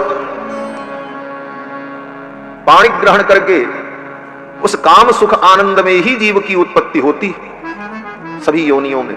तो आनंद से ही उत्पन्न हुआ और आनंदेन जीवंति। जीवन में जब तक आनंद है तब तक व्यक्ति जीता है। जब व्यक्ति को लगता है कि मेरे जीवन के सारे आनंद के रास्ते बंद हो गए, तब व्यक्ति अपने जीवन से निराश हो जाता है और वो आत्महत्या कर लेता है। वो डिप्रेशन में चला जाता है, वो मरना चाहता है। क्यों? क्यों बोले उसे लगता है कि अब आनंद हमारे जीवन में नहीं है। आनंद ही जीवनी शक्ति है और वो आनंद कौन है? भगवान है। आनंदाद्धेव खल्लिमानि भूतानि जायन्ते आनंदेन जातानि जीवंति। और फिर अंत में ये समस्त जीव उसी आनंद में प्रविष्ट हो जाते। यम प्रयन्त्य विषम विशन्ति। तो आनंद से ही ये सृष्टि चल रही है। भगवान ने अपने आनंद सिंधु का एक बिंदु एक मात्रा लेकर के छिड़क दिया। ये अनंत अनंत सृष्टि में सब लोग उसी आनंद में पागल हो गए महाराज। उस आनंद सिंधु के एक बिंदु का अरब खरब हिस्सा कहा जाए तो उसका भी, उससे भी छोटा अंश व्यक्ति के जीवन में आया और उतने आनंद में ही ये जीव पागल है। किसी को खाने में आनंद मिल रहा है, किसी को सोने में आनंद मिल रहा है, किसी को घूमने में आनंद मिल रहा है, किसी को नोट गिनने में आनंद मिल रहा है, किसी को किसी में आनंद मिल रहा है। ये जितना आनंद है सब उसी आनंद की एक मात्रा है। मात्रा उपजीवती। उसी को गोस्वामी जी कहते हैं जो आनंद सिंधु सुखरासी सी करते त्रैलोक्य सुपासी सो सुखधाम राम असना। वो राम जी परम आनंद है, वो आनंद सिंधु है। इसीलिए संतों ने कहा कि उस आनंद सिंधु के एक बिंदु में जब इतना आनंद है तो वो सिंधु मिल जाएगा तो कितना आनंद होगा। इसलिए बिंदु के चक्कर में मत पड़ो, उस सिंधु की ओर बढ़ो, उस सिंधु की ओर हम जाएं। राम वो सिंधु हैं, आनंद सिंधु, जिन सिंधु को पाकर के हम सदा सदा के लिए आनंद। गुरु जी ने नाम रख दिया, बोले इनका नाम राम होगा। ये राम भगवान का सनातन नाम है। ऐसा नहीं है कि जब त्रेता युग में वशिष्ठ जी ने दशरथ नंदन का नाम राम रखा, उस दिन से ये राम नाम भगवान का नाम हो गया। राम माने भगवान परमात्मा, ये अनादिकाल से। और भगवान श्री हरि, भगवान श्री विष्णु का ये सनातन नाम राम है। विष्णु सहस्त्र नाम का जब पाठ करें तो उसमें भगवान विष्णु के अनेक नामों में राम नाम भी भगवान विष्णु का है। क्यों? बोले रमा के पति हैं भगवान। रमा माने लक्ष्मी, और रमा के पति हैं, इसलिए भगवान का नाम राम है। और रमापति भगवान नारायण है। विष्णु सहस्त्र नाम में कहते हैं रामो विरामो विरजो मार्गो नेयो नयो नयः वीरः शक्तिमताम श्रेष्ठो धर्मो धर्म विदुत्तम। तो भगवान का ये राम नाम भी सनातन नाम है। सतयुग में श्री प्रहलाद जी इसी नाम का जप करते थे। प्रहलाद इसी को जपते थे निशिवासर 8 याम। राम नाम का जप प्रहलाद जी करते थे। राम नाम जपताम कुतो भयम पश्यतात मम गात्र सन्निधौ पावकोपि सलिलायते। तो भगवान के जितने नाम हैं और जितने रूप हैं वो सब नित्य हैं और दिव्य हैं।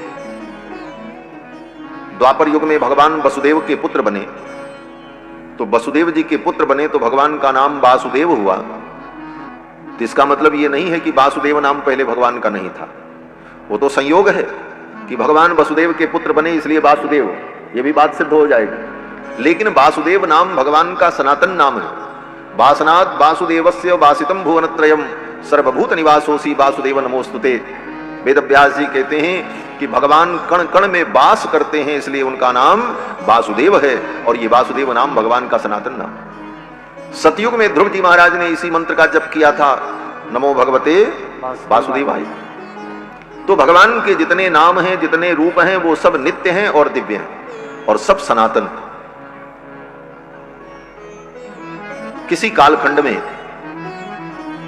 कुछ विशेष घटना घटित होती है तो उस घटना के साथ भी वो बातें जुड़ जाती हैं, परंतु भगवान का नाम, भगवान का रूप, भगवान की लीला, ये सब नित्य हैं, दिव्य हैं, सनातन हैं, अनादि। आज का विज्ञान और आज के वैज्ञानिक इतिहासकार अपनी छोटी सी बुद्धि के बल पर उस अनंत परमात्मा के अनंत वैभव का आकलन करना चाहते हैं तो उनकी बुद्धि कम पड़ जाती है और कम पड़ जाए। हमारी बुद्धि में वो सामर्थ्य ही नहीं है कि परमात्मा के संपूर्ण वैभव का हम आकलन कर सकें और समझ सकें। काल गणना भी आज के वैज्ञानिक और इतिहासकार करते हैं तो इनके पास आधार क्या है? बोले एक आधार केवल है, बस ईसवी सन।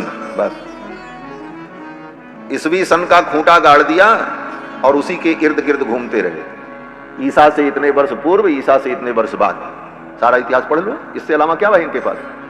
ईसा से इतने वर्ष पूर्व ये काल, प्राग वैदिक काल, तो अमुक काल, ढमुक काल, कल्पना केवल, बस उसका प्रमाण कहीं नहीं है इनके पास। ईसा मसीह के नाम का खूंटा गाड़ करके उसी के आगे पीछे घूमते रहते हैं। जैसे किसी पशु को एक खूंटे में बांध दिया जाए तो उसकी सीमा तय हो जाती है, इतने में उसको रहना है, कूप मंडूक के समान। किसी को कहते हैं कूप मंडूक। कूप माने कुआं, मंडूक माने मेढक। एक मेढक कुआं में रहता था, उसी में पैदा हुआ और उसी में बड़ा हुआ, उसको बाहर की दुनिया का ज्ञान नहीं था। एक दिन कहीं से समुद्र के किनारे समुद्र में रहने वाला मेढक कूदते फांदते पहुंच गया, उसी कुआं में गिर गया।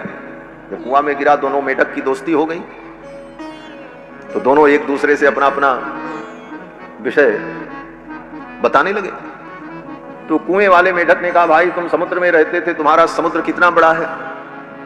तो समुद्र वाले मेढक ने कहा, आप समुद्र कितना बड़ा है हम कैसे बताएं, बहुत बड़ा है।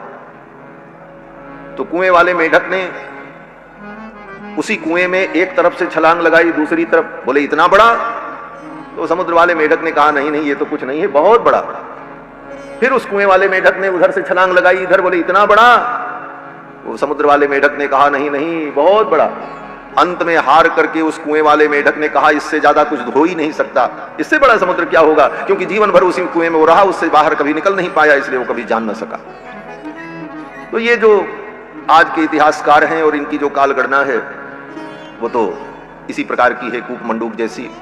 इसलिए इनके आधार पर तथ्यों का निर्णय और हमारी सनातन संस्कृति का महत्व नहीं समझा जा सकता। हमारे यहां तो ये मान्यता है कि ये सृष्टि अनादिकाल से ऐसे ही चल रही है, और ऐसी ऐसी सृष्टि कितनी बार हुई और कितनी बार बिगड़ी, यथा पूर्व वकल्पयत, और हर कल्प में ब्रह्मा उसी प्रकार सृष्टि करते हैं। आज भी हम मंत्र में वही प्रार्थना करते हैं, सूर्या चंद्रमसौ धाता यथा पूर्व वकल्पयत। पूर्व कल्प में जैसे सृष्टि थी, सूर्य चंद्रमा नक्षत्र ग्रह सब कुछ, अगली सृष्टि में ब्रह्मा वैसा ही प्रकट करते हैं, और ये सृष्टि ऐसे ही अनादिकाल से चल रही है। कितने सतयुग, कितने त्रेता, कितने द्वापर बीते, इसका कोई ठिकाना नहीं, और सब कुछ कालचक्र वही चलता रहता है। कोई पूछे कि पहले ठंडी आई कि पहले गर्मी आई, तो आप कहोगे कि गर्मी के बाद ठंडी आती है। क्यों? बोले जुलाई अगस्त सितंबर तक गर्मी पड़ती है, उसके बाद ठंडी आ जाती है। दूसरे व्यक्ति ने कहा, नहीं, ठंडी के बाद गर्मी आती है। ये भी बात सत्य है। जब ठंडी समाप्त होती है फरवरी मार्च तक, तब उसके बाद गर्मी आ जाती है। तो ये कालचक्र ऐसे ही है। राम के बाद कृष्ण आए, कृष्ण के बाद राम आए, राम के बाद कृष्ण आए, ये चक्र ऐसे ही चलता रहता है। और सभी रूप, सभी भगवान की लीलाएं और सभी अवतार दिव्य हैं और नित्य हैं। इसीलिए हमारे महर्षियों ने काल गणना के चक्कर में न पड़कर तथ्य का चिंतन किया। वेद व्यास जी जब पुराणों को लिखने बैठते हैं तो वेद व्यास जी की मति में अनंत अनंत कल्पों के अनंत अनंत युगों की भगवान की लीलाएं उनकी बुद्धि में भाषित होने लगती। वेद व्यास जैसे व्यक्ति की मति ये निर्धारण नहीं कर पाती कौन घटना किस युग की है और कब की, कौन आगे की है कौन पीछे की। इसलिए वेद व्यास काल गणना के चक्कर में नहीं पड़ते, उन घटनाओं को लिख देते हैं और उसमें जो तथ्य है जो सिद्धांत है उसे समझ करके जीव अपना कल्याण करे, इतना ही उद्देश्य होता है। काल निर्धारण करना ये वेद व्यास जी भी इस चक्कर में नहीं पड़ते, क्योंकि कोई व्यक्ति काल का निर्धारण कर नहीं सकता। अनादिकाल से सब कुछ ऐसे ही चल रहा है। तो भगवान श्री राम का यह नाम भी अनादि है। ज्येष्ठम रामम महात्मानम, महर्षि वशिष्ठ ने ज्येष्ठ पुत्र का नाम रखा राम। भरतम कैकई सुतम, वशिष्ठ जी ने कहा राजन ये जो कैकई के पुत्र हैं, जो कैकई के पुत्र हैं इनका नाम भरत होगा। दशरथ जी ने कहा भरत होगा, भरत माने क्या होता है, भरत का अर्थ क्या है? तो वशिष्ठ जी ने कहा जो सबको भर दे उसका नाम भरत। भरतीति भरतः, जो भर दे उसका नाम भरत। क्या भर दे? आपका बैंक भर दे कि आपकी तिजोरी भर दे? कहते हैं बैंक को तिजोरी भरने वाले ये नहीं। बोले तब? बोले जो सबके हृदय को राम प्रेम से भर दे उनका नाम भरत। ये भरत सबके हृदय को राम प्रेम से भर देने वाले। भरत चरित कर नेम तुलसी जे सादर सुनहि, सी राम पद प्रेम अवश्य होई भवरस विरत। गोस्वामी जी चैलेंज करते हैं, हे संसार के प्राणियों, अगर तुम्हारे हृदय में राम प्रेम नहीं है, राम जी की भक्ति नहीं है, तो एक काम करो, राम जी की कथा सुनना छोड़ो, राम जी के चक्कर में पड़ना छोड़ो, चलो भरत जी के चक्कर में, भरत जी की कथा सुनो। बोले भरत जी की कथा से क्या होगा? कहते हैं भरत जी की कथा सुनोगे तो तुम्हारे हृदय में राम प्रेम उत्पन्न हो जाएगा। भरत चरित कर नेम तुलसी जे सादर सुनहि, सी राम पद प्रेम अवश्य होई भवरस विरत। क्योंकि राम भरत जी भगवान के प्रेम के अवतार हैं। अगर भरत जी का अवतार इस धरती पर न होता तो राम प्रेम, राम जी के चरणों का अनुराग लोगों को प्राप्त न हो पाता। गोस्वामी जी महाराज कहते हैं कि अगर भरत जी न पैदा होते तो मेरे जैसे 60 लोगों को राम जी के चरणों में कौन पहुंचाता? महाराज सिय राम प्रेम पीयूष पूरन होत जन्म न भरत को। सिय राम प्रेम पीयूष पूरन होत जन्म न भरत को। मुनि मन अगम जम नियम समगम विषम व्रत आचरत को। मुनि मन अगम जम नियम समगम विषम व्रत आचरत को। दुख दारिद्र्य दंभ दूषण सुयस मिस अपहरत को। दुख दारिद्र्य दंभ दूषण सुयस मिस अपहरत को। कलिकाल तुलसी से सठने हटि राम सन्मुख करत को। कलिकाल तुलसी से सठन हटि राम सन्मुख करत को। सिय राम प्रेम पीयूष पूरन होत जन्म न भरत को। सिय राम प्रेम, सिय राम प्रेम, सिय राम प्रेम। सिय राम प्रेम पीयूष पूरन होत जन्म न भरत को। अगर भरत जी इस धरती पर न पैदा होते तो गोस्वामी जी कहते हमारे जैसे 60 राम जी के चरणों में कैसे पहुंचते। तो भरत जी महाराज सबके हृदय को राम प्रेम से भर देने वाले। भरतीति भरता। वशिष्ठ जी ने सुमित्रा जी के पुत्र को गोद में लिया और कहा राजन इनका नाम लक्ष्मण होगा। सौमित्रिम लक्ष्मणमिति, ये सुमित्रा के जो पुत्र हैं लक्ष्मण मिति, इनका नाम लक्ष्मण होगा।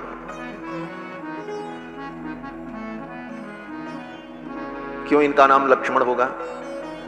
तो वशिष्ठ जी कहते हैं इनके लक्षण बड़े अच्छे, जिसके लक्षण बड़े अच्छे हों उसको कहते हैं लक्ष्मण। यही व्याख्या गोस्वामी जी ने की। लक्षण धाम राम प्रिय सकल जगत आधार, गुरु वशिष्ठ तेहि राखा, लक्ष्मण नाम उदार। इनके लक्षण ऐसे हैं कि ये बालक राम जी का अत्यंत प्रिय होगा। क्या लक्षण है? बोले लक्ष्मणो लक्ष्मी संपन्न बहि प्राण युवापर। ये लक्ष्मण लक्ष्मी संपन्न। महर्षि वाल्मीकि कहते हैं लक्ष्मणो लक्ष्मी संपन्न। इसकी बड़ी भावात्मक व्याख्या हमारे आचार्यों ने की है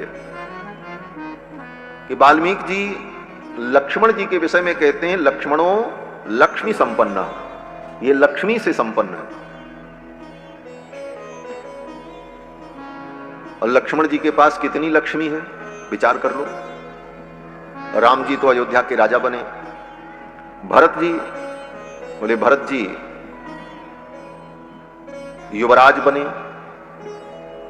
शत्रुघ्न जी, बोले शत्रुघ्न जी मथुरा के राजा बने। लक्ष्मण जी, बोले लक्ष्मण जी को तो सेनापति का भी पद नहीं मिला। इसके अलावा भी अयोध्या में बड़े बड़े पद थे।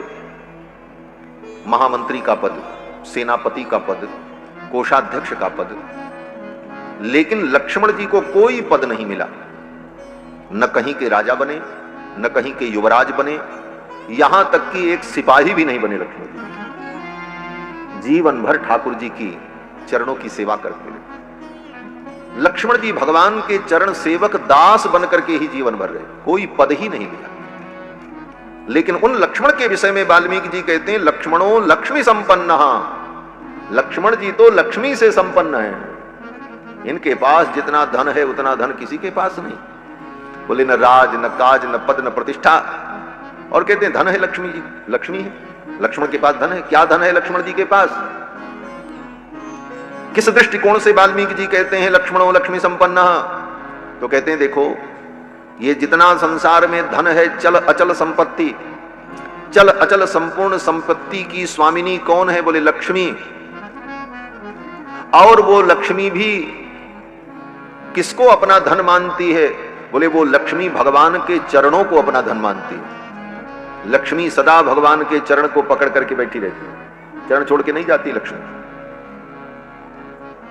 तो सारे धन की अधिष्ठात्री लक्ष्मी भगवान के जिन चरणों को अपना परम धन समझती है, वस्तुतः भगवान के वो चरणारविंद ही असली धन है। लक्ष्मी भी उस धन का त्याग नहीं करना चाहती।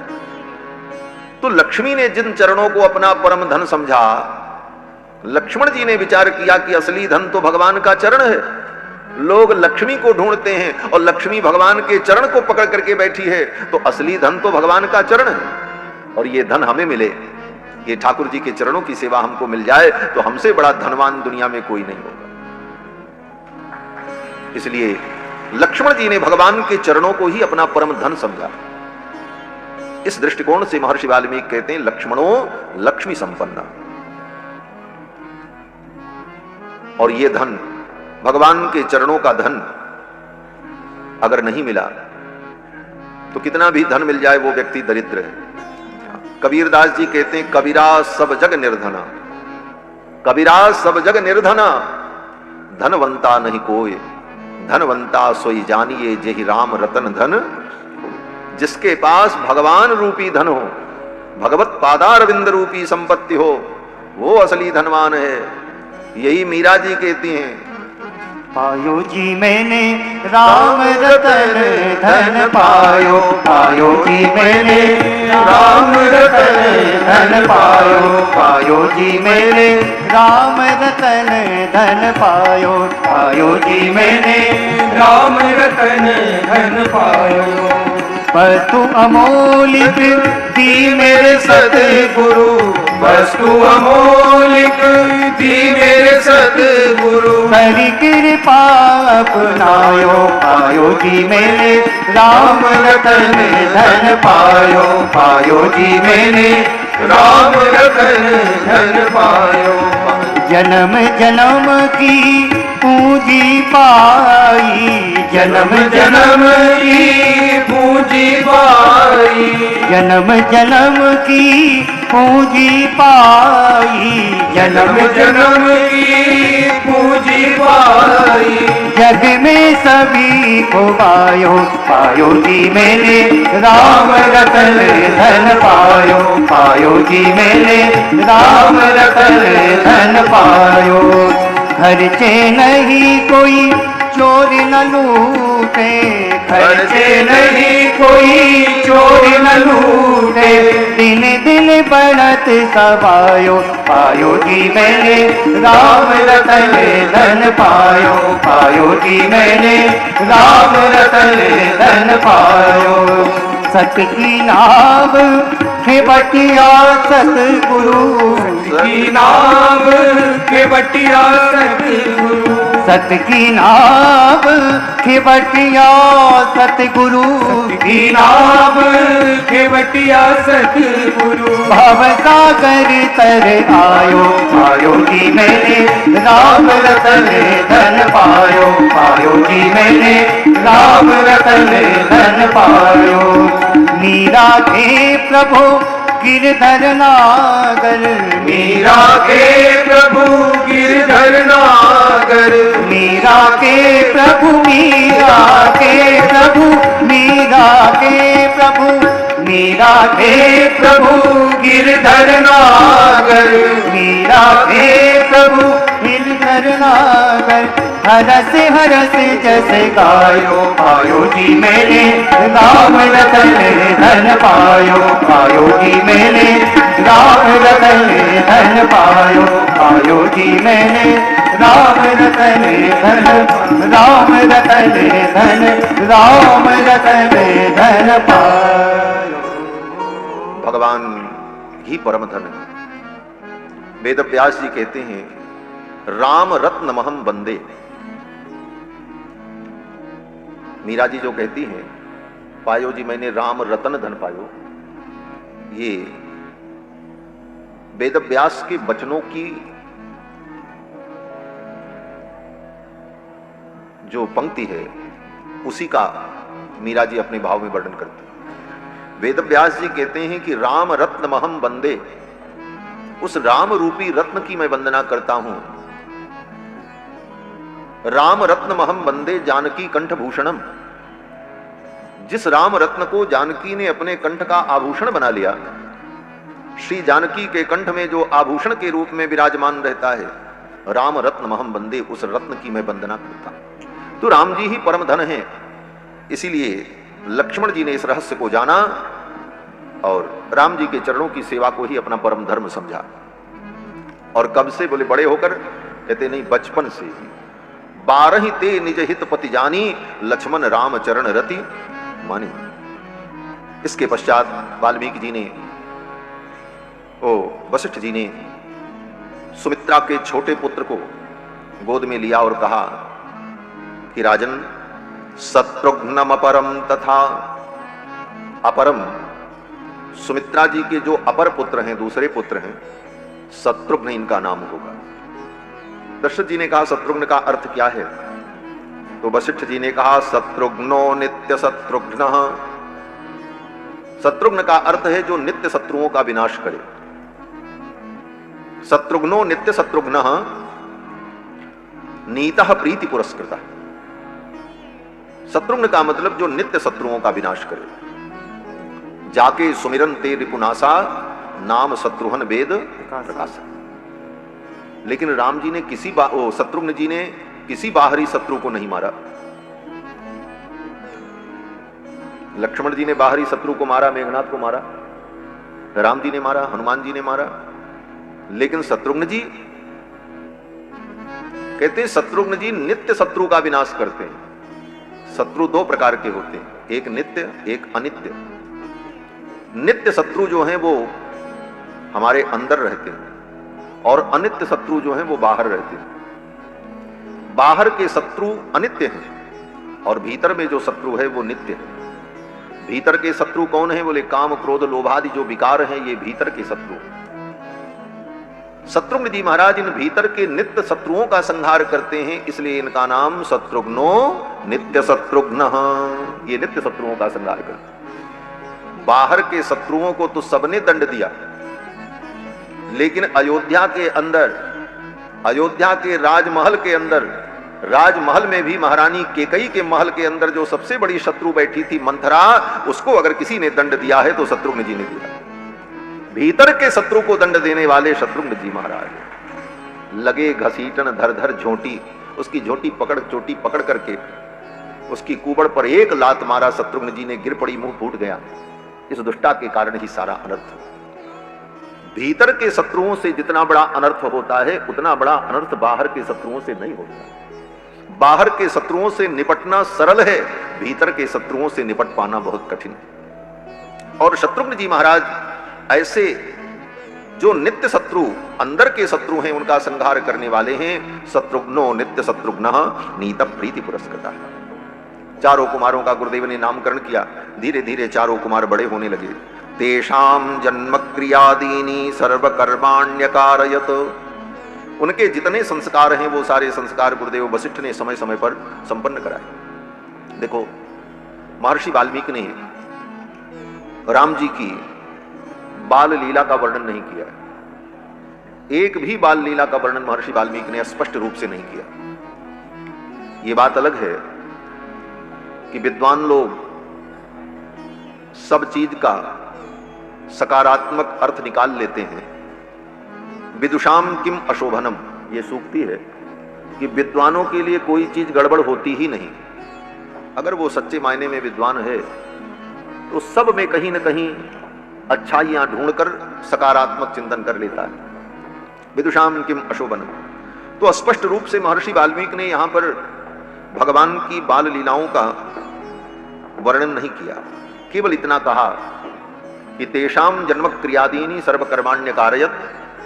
वशिष्ठ जी ने उन बालकों का जन्म कर्मादि संस्कार संपन्न कराया और सब चारों भाई धीरे धीरे बड़े हो गए। सर्वे वेद विद सूरा सर्वे लोक हिते रता। चारों भाई वेद के विद्वान, शास्त्रज्ञ और युद्ध की कला में, अस्त्र शस्त्र के प्रयोग में प्रवीण हो गए। उनका यज्ञोपवीत हुआ, गुरुकुल में पढ़ने गए और भी बचपन में उन्होंने कोई चापल्य किया, चपलता की, ये सब वाल्मीकि जी ने कहीं वर्णन नहीं किया। सीधे सीधे कह दिया सर्वे वेद विद सूराः सर्वे लोक हिते रता। चारों भाई बड़े हो गए, वेद शास्त्र के पंडित विद्वान बन गए। सर्वे ज्ञानोपसंपन्नाः, चारों भाई ज्ञान संपन्न हो गए। सर्वे समुदिता गुणैः, और उनके अंदर सारे गुण प्रकट हो गए। इतनी क्या जल्दी थी महर्षि वाल्मीकि को। महर्षि वाल्मीकि सोचने लगे कि जल्दी से राम जी बड़े हो जाएं और दुष्टों का संहार करें जिसके लिए इनका अवतार हुआ है। और ये खेलते रहेंगे गुड़िया गुड्डा लेकर के, तब तो फिर संहार कैसे होगा दुष्टों। ये भगवान है, जिस कार्य के लिए इनका अवतार हुआ है उस कार्य में इनकी प्रवृत्ति कराई जाए। इसलिए वाल्मीकि जी ने भगवान को ज्यादा खेल कूद में नहीं उलझाया, सीधे सीधे आगे की लीला का वर्णन करने लगे। भगवान बड़े हो गए, लेकिन लीला तो भगवान ने की। भले वाल्मीकि जी ने वर्णन नहीं किया स्पष्ट रूप से, लेकिन लीला तो भगवान ने की। और अंत में वही वाल्मीकि जी महाराज जब गोस्वामी तुलसीदास जी के रूप में प्रकट हुए इस कलयुग में, कलि कुटिल जीवन निस्तार हित वाल्मीकि तुलसी भयो, संसार अपार के पार को सुगम नूप नवकालयो। तो तुलसीदास जी के रूप में आकर के उन्होंने भगवान की बाल लीला का वर्णन किया और कहते हैं कि राम जी ने बहुत बाल लीला की। बाल चरित हरि बहु विधि कीना, बाल चरित हरि बहु विधि कीना, अति आनंद दासन कर दीना, अति आनंद दासन कर दीना, अति आनंद दासन कर दीना। भगवान ने अनेक बाल चरित्र किया। राम जी के बाल चरित्र अनेक प्रकार के। बाल चरित्र के अंतर्गत भगवान पालना में लेटे लेटे अपने दोनों नन्हे नन्हे पांव को हिलाते हैं और मुट्ठी बंद किए हुए माताएं दर्शन करती हैं। तो भगवान मुट्ठी को बंद किए हुए ये संकेत करते हैं संसार के प्राणियों, तुम्हारा भूत भविष्य वर्तमान, तुम्हारा भाग्य सब कुछ मेरी मुट्ठी में है। जीव कहता है महाराज ये मुट्ठी कब खुलेगी। तो नन्हे नन्हे चरणों को हिलाते हुए भगवान कहते हैं, इन चरणों की शरण ग्रहण करोगे तब तुम्हारा भाग्योदय होगा, तुम्हारे हाथ में कुछ नहीं। जिस गीता का उपदेश भगवान ने, गोविंद कृष्ण ने अर्जुन को इतना समझाया, तब जाकर के रहस्य बताया, सर्वधर्मान परित्यज्य मामेकम शरणं व्रज, सब कुछ छोड़कर मेरी शरण में आ जाओ, मैं तुमको समस्त पापों से मुक्त कर दूंगा। भगवान राम वो लीला, वो ज्ञान पालना में लेटे लेटे दे रहे हैं, मुट्ठी बंद किए हैं, तुम्हारा भूत भविष्य वर्तमान सब मेरी मुट्ठी में है, तुम कर्म के बंधन में बंधे हुए हो, जकड़े हुए हो, तुम निकल नहीं पाओगे। और नन्हे चरणों को हिलाते हुए कहते, माम एकम शरणं व्रज, इन चरणों की शरण ग्रहण कर लोगे तो तुम्हारा भाग्योदय हो जाएगा, सर्वबंध विनिर्मुक्त बन जाओगे। राम जी की इस बाल लीला में भी वेदांत और भी बहुत सारी बाल लीलाएं। एक दिन बाल लीला में ही भगवान ने अपनी मैया को अपने विराट रूप का दर्शन करा दिया। मैया ने भगवान को स्नान करा करके पालना में लिटाया। एक बार जननी अनवाये कर सिंगार पलना पौढ़ाए, पूजा हेतु कीन स्नाना, और फिर स्नान करके अपने कुल देवता रंगनाथ भगवान की पूजा करने के लिए मां कौशल्या गई। सुंदर नैवेद्य भोग लगाया और भोग लगा करके जब ध्यान किया, त्वदीयम वस्तु गोविंद तुभ्यमेव समर्पये, तुलसी दल पधरा करके जब ध्यान किया, भोग लगाने लगी तो देखती क्या है, रामलला सरकार मंदिर में बैठकर भोग की थाली का लड्डू निकाल करके पा रहे हैं। मैया कौशल्या तो व्याकुल हो गई, मैंने तो अपने लाला को पालना में लिटाया था, यहां कैसे आ गया और कैसे आ सकता है? मेरा बालक तो अभी चल भी नहीं सकता, वो तो अपने से अपनी करवट भी नहीं बदल सकता, तो मेरा बालक तो चल करके यहां नहीं आ सकता। अब मैया को कौन समझावे कि तुम्हारे ये बालक जो हैं ये बिना पैर के भी चलते हैं। हाँ। गोस्वामी जी कहते हैं ना, बिनु पग चलही सुनहि बिनु गाना, बिनु पग चलही सुनहि बिनु गाना, कर बिनु कर्म करहि विधि नाना, कर बिनु कर्म करहि विधि नाना, आनन रहित सकल रस भोगी, आनन रहित सकल रस भोगी, बिनु वाणी बतावै जोगी, बिनु वाणी बतावै जोगी। अब कौशल्या को कौन समझाए कि बिनु पग चलई सुनई बिनु काना, कर बिनु कर्म करहि विधि नाना, आनन रहित सकल रस भोगी, बिनु वाणी बक्ता बड़ जोगी, जेहि इमि गावहि वेद बुध, जाहि धरहि मुनि ध्यान, सोई दशरथ सुत भगत हित कौशलपति भगवान। वही तो भगवान है, जेहि इमि गावहि वेद बुध, वही भगवान है, वही कौशल्यानंदन है। व्यापक ब्रह्म निरंजन निर्गुण विगत विनोद, सो अज प्रेम भगति बस कौशल्या के गोद। मां कौशल्या ने सोचा मेरा लाला तो पालना में था, मंदिर में कैसे आ सकता, चलूं देखूं। दौड़ती दौड़ती गई और जाकर के देखा तो पालना में रामलला सरकार लेटे। मैया ने सोचा अगर ये पालना में लेटा है तो फिर मंदिर में जो है मेरे बालक जैसा ये दूसरा बालक कौन है।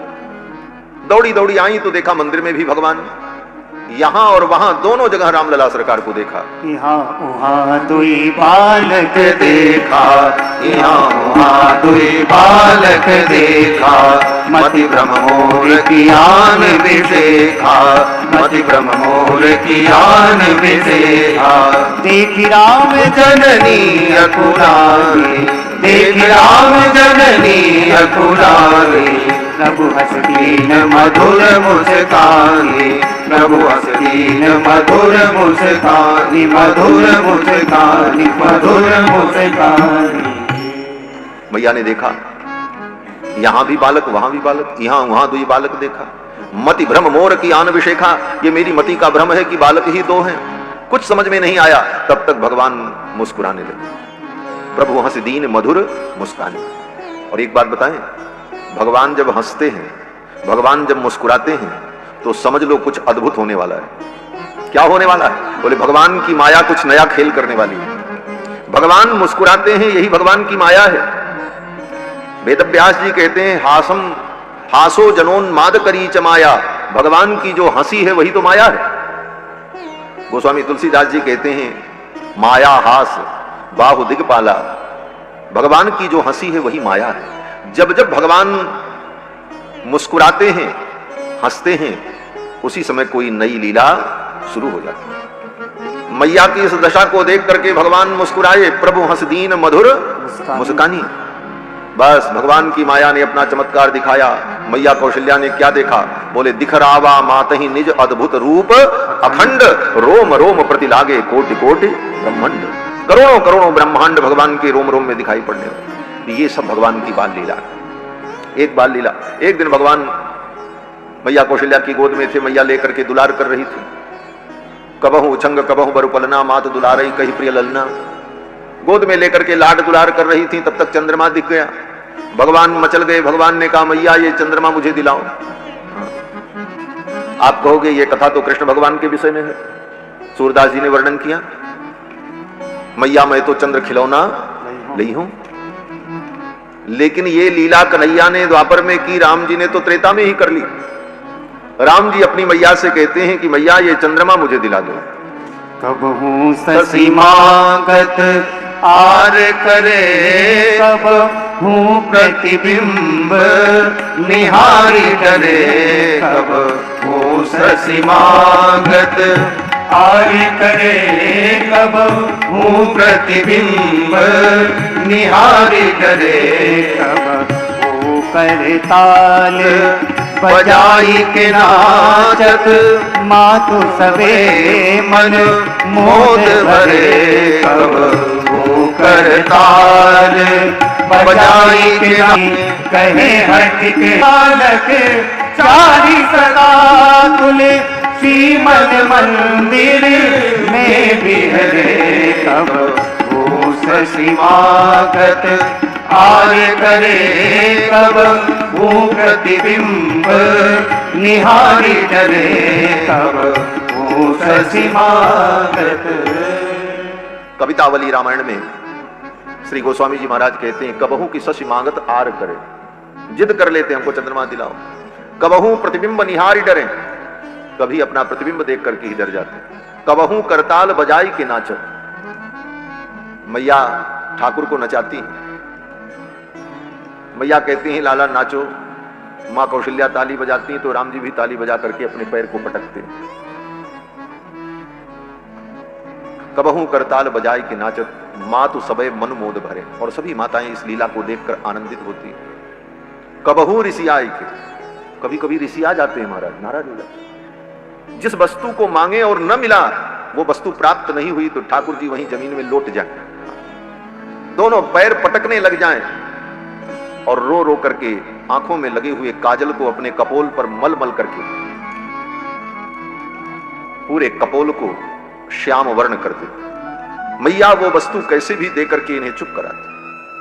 ऐसी बाल लीलाओं के द्वारा भगवान उन माताओं को, अवधवासियों को परम आनंद प्रदान करते। ऐसी अनेक लीलाएं रघुनाथ जी की बाल लीला हैं और भगवान ने बहुत बाल लीला की। भगवान की इन बाल लीलाओं को देखने के लिए भगवान शंकर कभी ज्योतिषी बन करके आ जाएं, कभी मदारी बन करके आ जाएं, कभी भिखारी बन करके आ जाएं। किसी किसी रूप में आकर के भगवान शंकर राम जी की लीला का दर्शन कर। एक बड़ा सुंदर प्रसंग है कि मैया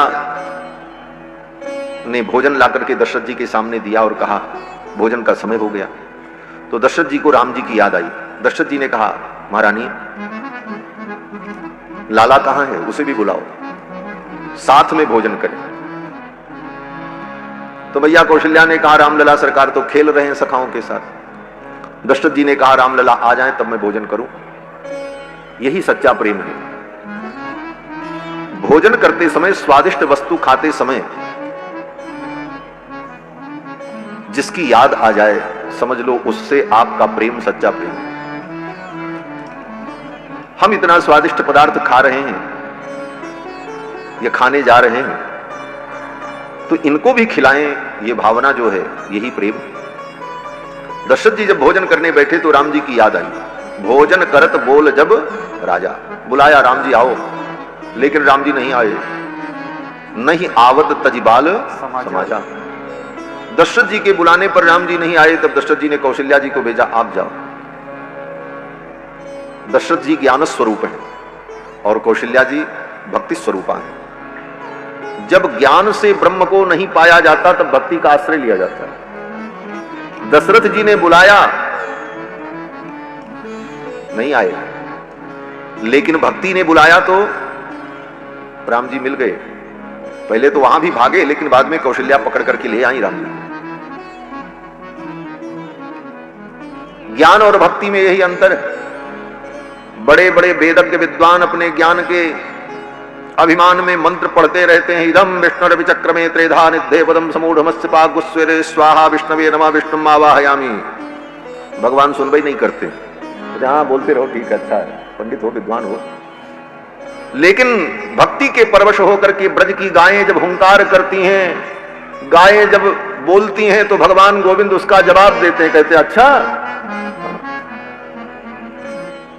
उन गायों के हुंकार का उत्तर देते हैं। और बड़े बड़े विद्वान वेद मंत्र पढ़ करके पूजा करते रह जाते हैं, भगवान सपने में भी उनको दर्शन नहीं देते। भक्ति की यही विशेषता है कि भक्ति भगवान को अपने सूत्र में बांध लेती।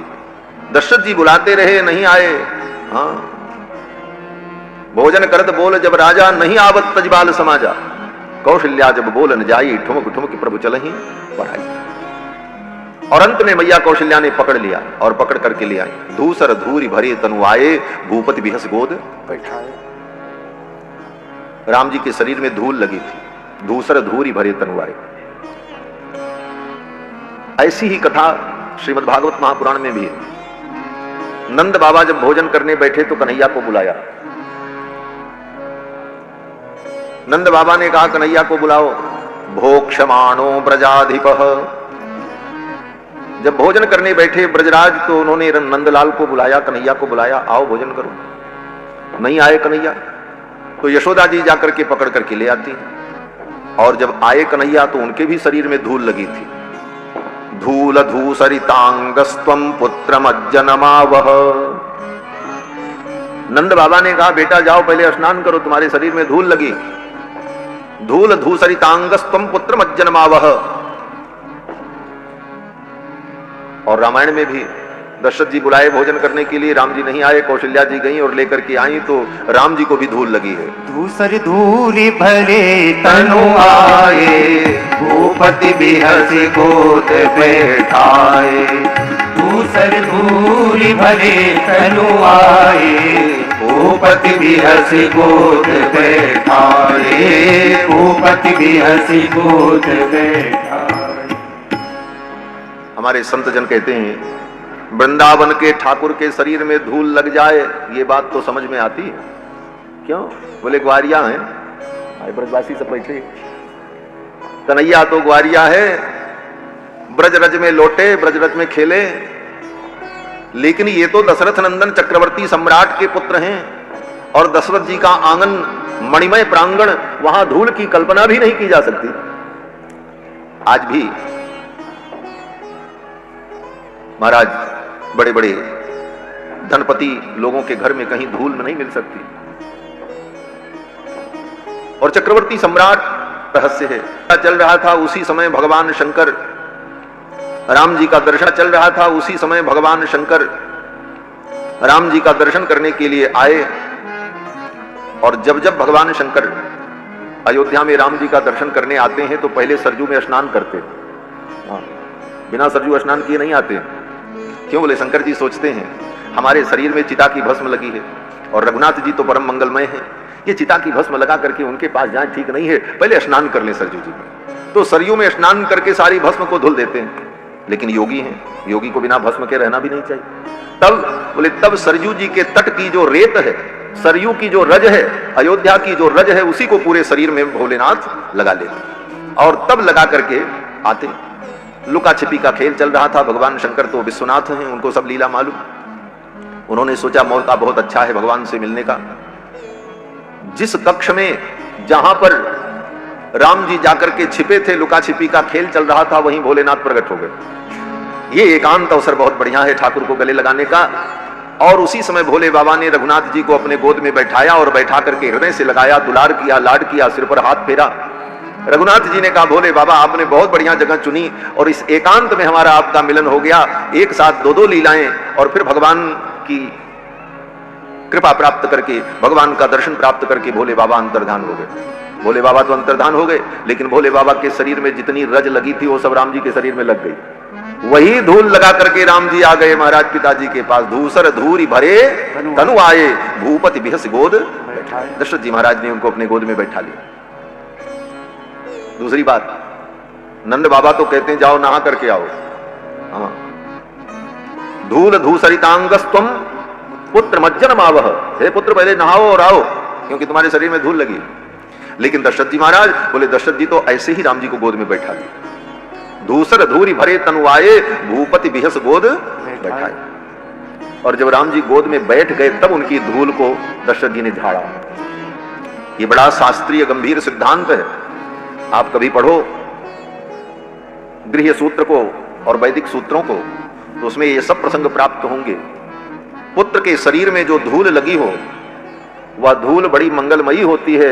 माता पिता के गोद में बैठ करके वो धूल झाड़ी जाए, बालक गोद में बैठे और माता पिता उसकी धूल को अपनी गोद में झाड़ें, तो वह धूल ही पूरे कुल को पवित्र कर देती है, वो मंगलमयी मानी जाए। इसका शास्त्र में सब वर्णन है। तो दशरथ जी महाराज ने अपने गोद में बैठा करके रघुनाथ जी के शरीर की धूल को झाड़ा।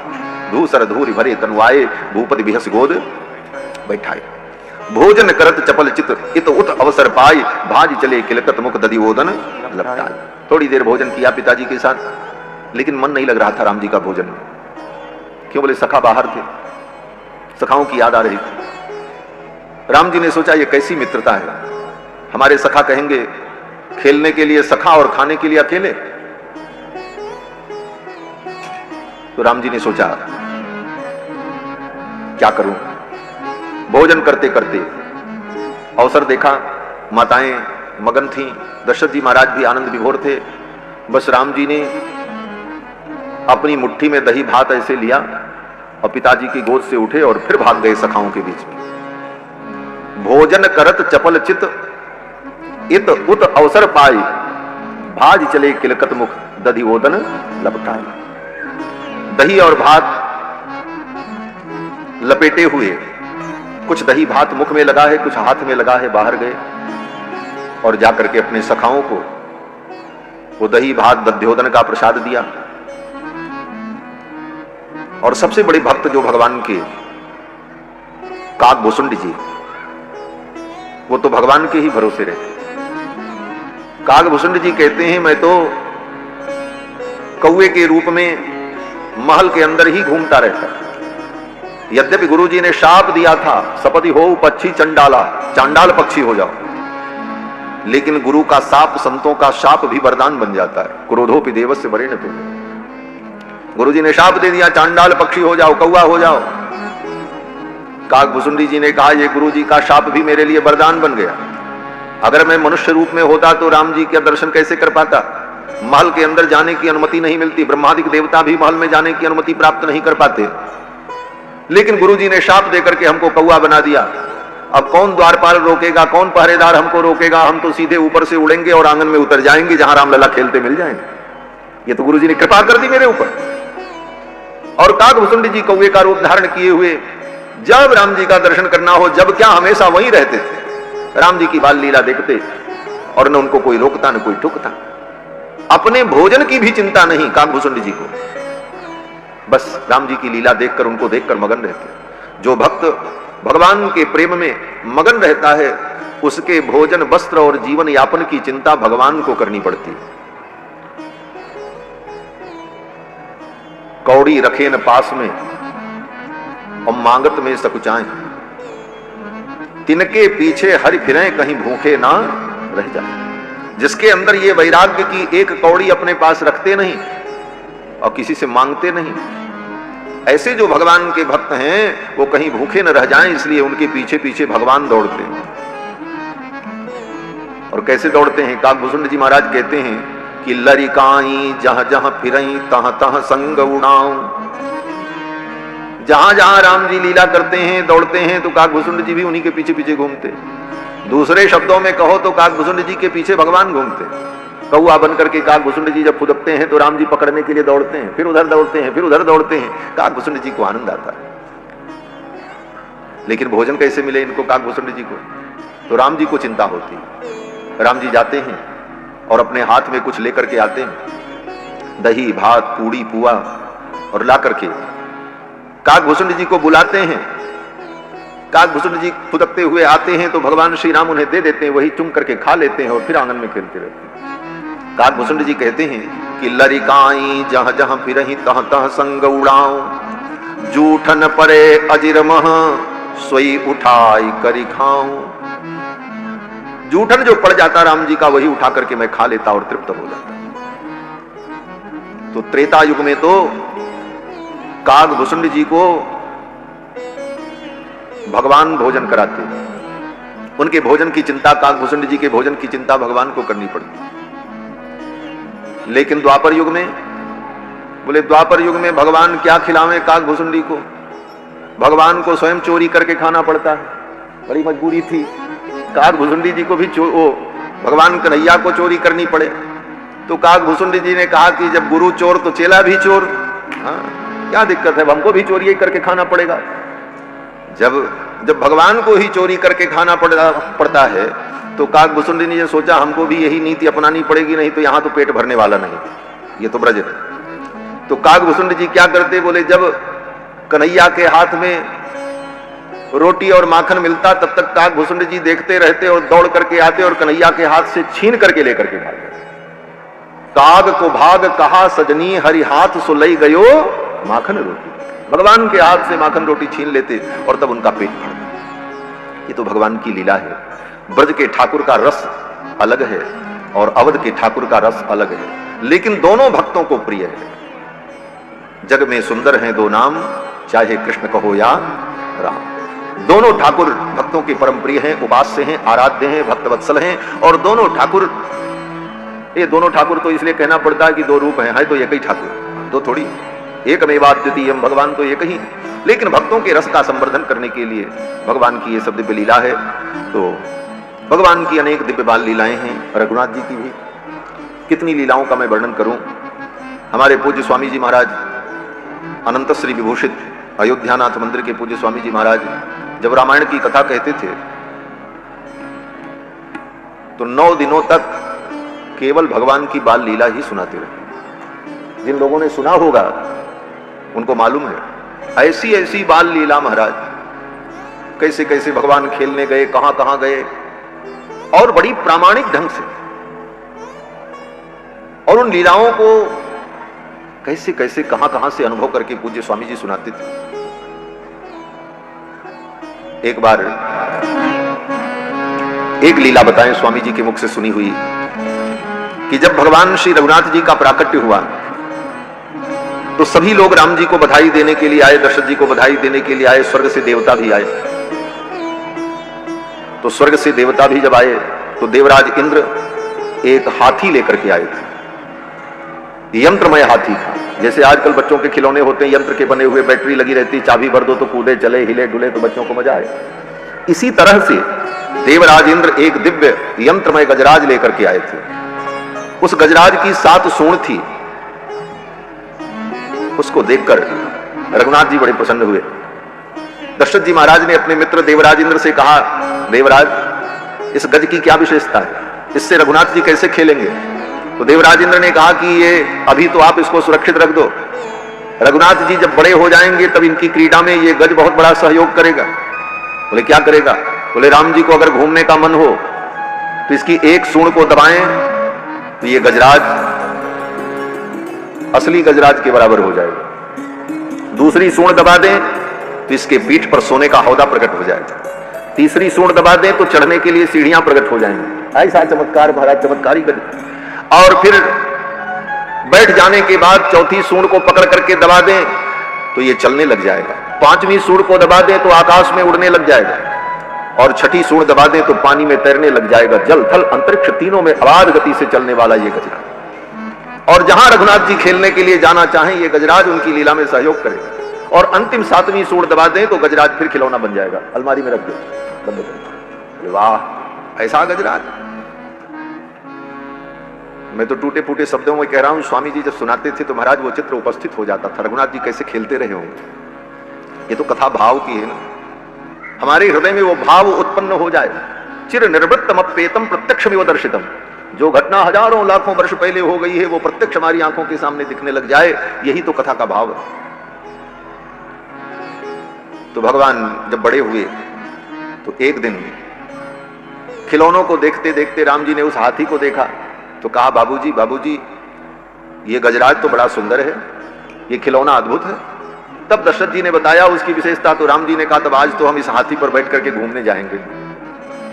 अब महाराज चारों भाई बैठ गए उस हाथी पर। सूंड दबाई, हाथी बड़ा हो गया, सोने का हौदा प्रकट हुआ, सीढ़ियां प्रकट हो गई, चारों भाई उसमें बैठ गए। फिर वो हाथी उड़ा महाराज। अब बड़ा मजा आने लगा चारों भाइयों को, राम लक्ष्मण भरत शत्रुघ्न को। राम जी ने उस हाथी को घुमाया, बोले चलो आज राम जी से मिल करके आते हैं। ये राम जी से मिलने जा रहे हैं वो? ये दूसरे राम जी कौन? बोले परशुराम जी, भगवान के अवतार है परशुराम जी। महेंद्र पर्वत पर निवास करते परशुराम जी महाराज। भगवान ने उस गजराज को उड़ाया और गजराज सीधे महेंद्र पर्वत पर पहुंचा। परशुराम जी ने बड़ा स्वागत किया राम जी का, चारों भाइयों का। धन्य हो गए परशुराम जी, भगवान मेरे यहां पधारे चार रूपों में। परशुराम जी की मां जो रेणुका देवी थी, उन्होंने खूब सुंदर सुंदर व्यंजन बनाए और ठाकुर जी को, चारों ठाकुर को भोग लगाया। महर्षि जमदग्नि ने अपनी गोद में लेकर के रघुनाथ जी का खूब लाड दुलार किया। श्री परशुराम जी ने भी खूब आनंद का अनुभव किया। परशुराम जी सोचने लगे, मैं इनको क्या भेंट करूं? तो राम जी से पूछा, रघुनाथ जी आपको मैं क्या वस्तु उपहार में दूं? तो राम जी ने कहा कि आपके पास जो वस्तु है पहले सब आप दिखाओ हमको, तो हम जो पसंद करेंगे वो ले लेंगे। परशुराम जी ने कहा ठीक। परशुराम जी ले गए दिखाने के लिए। परशुराम जी के पास एक ही चीज थी बस। क्या थी? बोले जीवन भर बड़े बड़े राजाओं को पराजित करके उनके अस्त्र शस्त्र धनुष बाण गदा कवच सब बटोर करके पहाड़ लगा करके रखा था। जीवन भर वही किया था। हजारों की संख्या में धनुष रखे हुए थे, पहाड़ लगा था धनुष का। राम जी ने कहा, गुरुजी हम क्षत्रिय हैं और हमें अस्त्र शस्त्र प्रिय है, तो हम इस धनुष में से कोई धनुष ले लें। राम जी तो धनुषधारी हैं। ऐसे भगवान सभी अस्त्रों को चलाने में प्रवीण हैं, परंतु श्री रामावतार में राम जी को धनुष अत्यंत प्रिय है। उनका नाम ही धनुषधारी, सारंगपाणी। तो राम जी ने कहा, ये धनुष बड़े अच्छे हैं, मैं इसमें से कोई धनुष ले लूं? परशुराम जी ने कहा, सब आपका है, आप ले सकते हैं। चारों भाई गए और जाकर के वो धनुष रखा था जो, उसमें से धनुष उठाया और अंदाजने लगे कौन धनुष ठीक है। अब उस धनुष को लेकर के जब डोरी बांधने चले तो धनुष टूट जाए, कभी बीच से टूट जाए, कभी किनारे से टूट जाए, क्योंकि हजारों वर्ष पुराना वो धनुष ऐसे ही मैदान में पहाड़ में रखा था। भीग भीग करके, धूल पा करके वो सब सड़गल गया था, सब टूट जाता। जितने धनुष राम जी ने उठाए, लक्ष्मण जी ने उठाए अपने उपयोग के लिए, एक भी धनुष उसमें ठीक ठाक नहीं था, सब टूट गए। राम जी ने कहा, इसमें तो एक भी हमारे काम लायक नहीं। परशुराम जी ने कहा, अब तो यही है जो आप समझो। राम जी ने कहा, कोई बात नहीं। फिर तो परशुराम जी महाराज ने आशीर्वाद दिया और वहां से घूमकर अपने गजराज पर बैठ करके राम जी अयोध्या आए।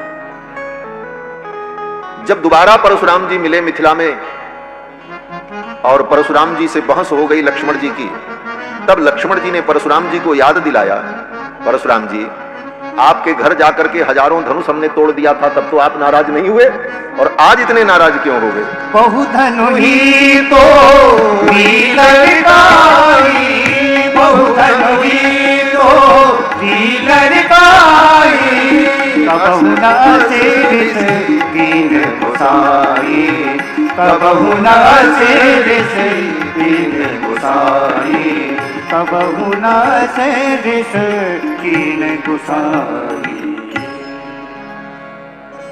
भगवान परशुराम जी से कहते हैं कि बचपन में तो इतने धनुष हमने तोड़े। लक्ष्मण जी ने कहा, इतने धनुष हमने तोड़े, तब तो आप इतने नाराज नहीं हुए।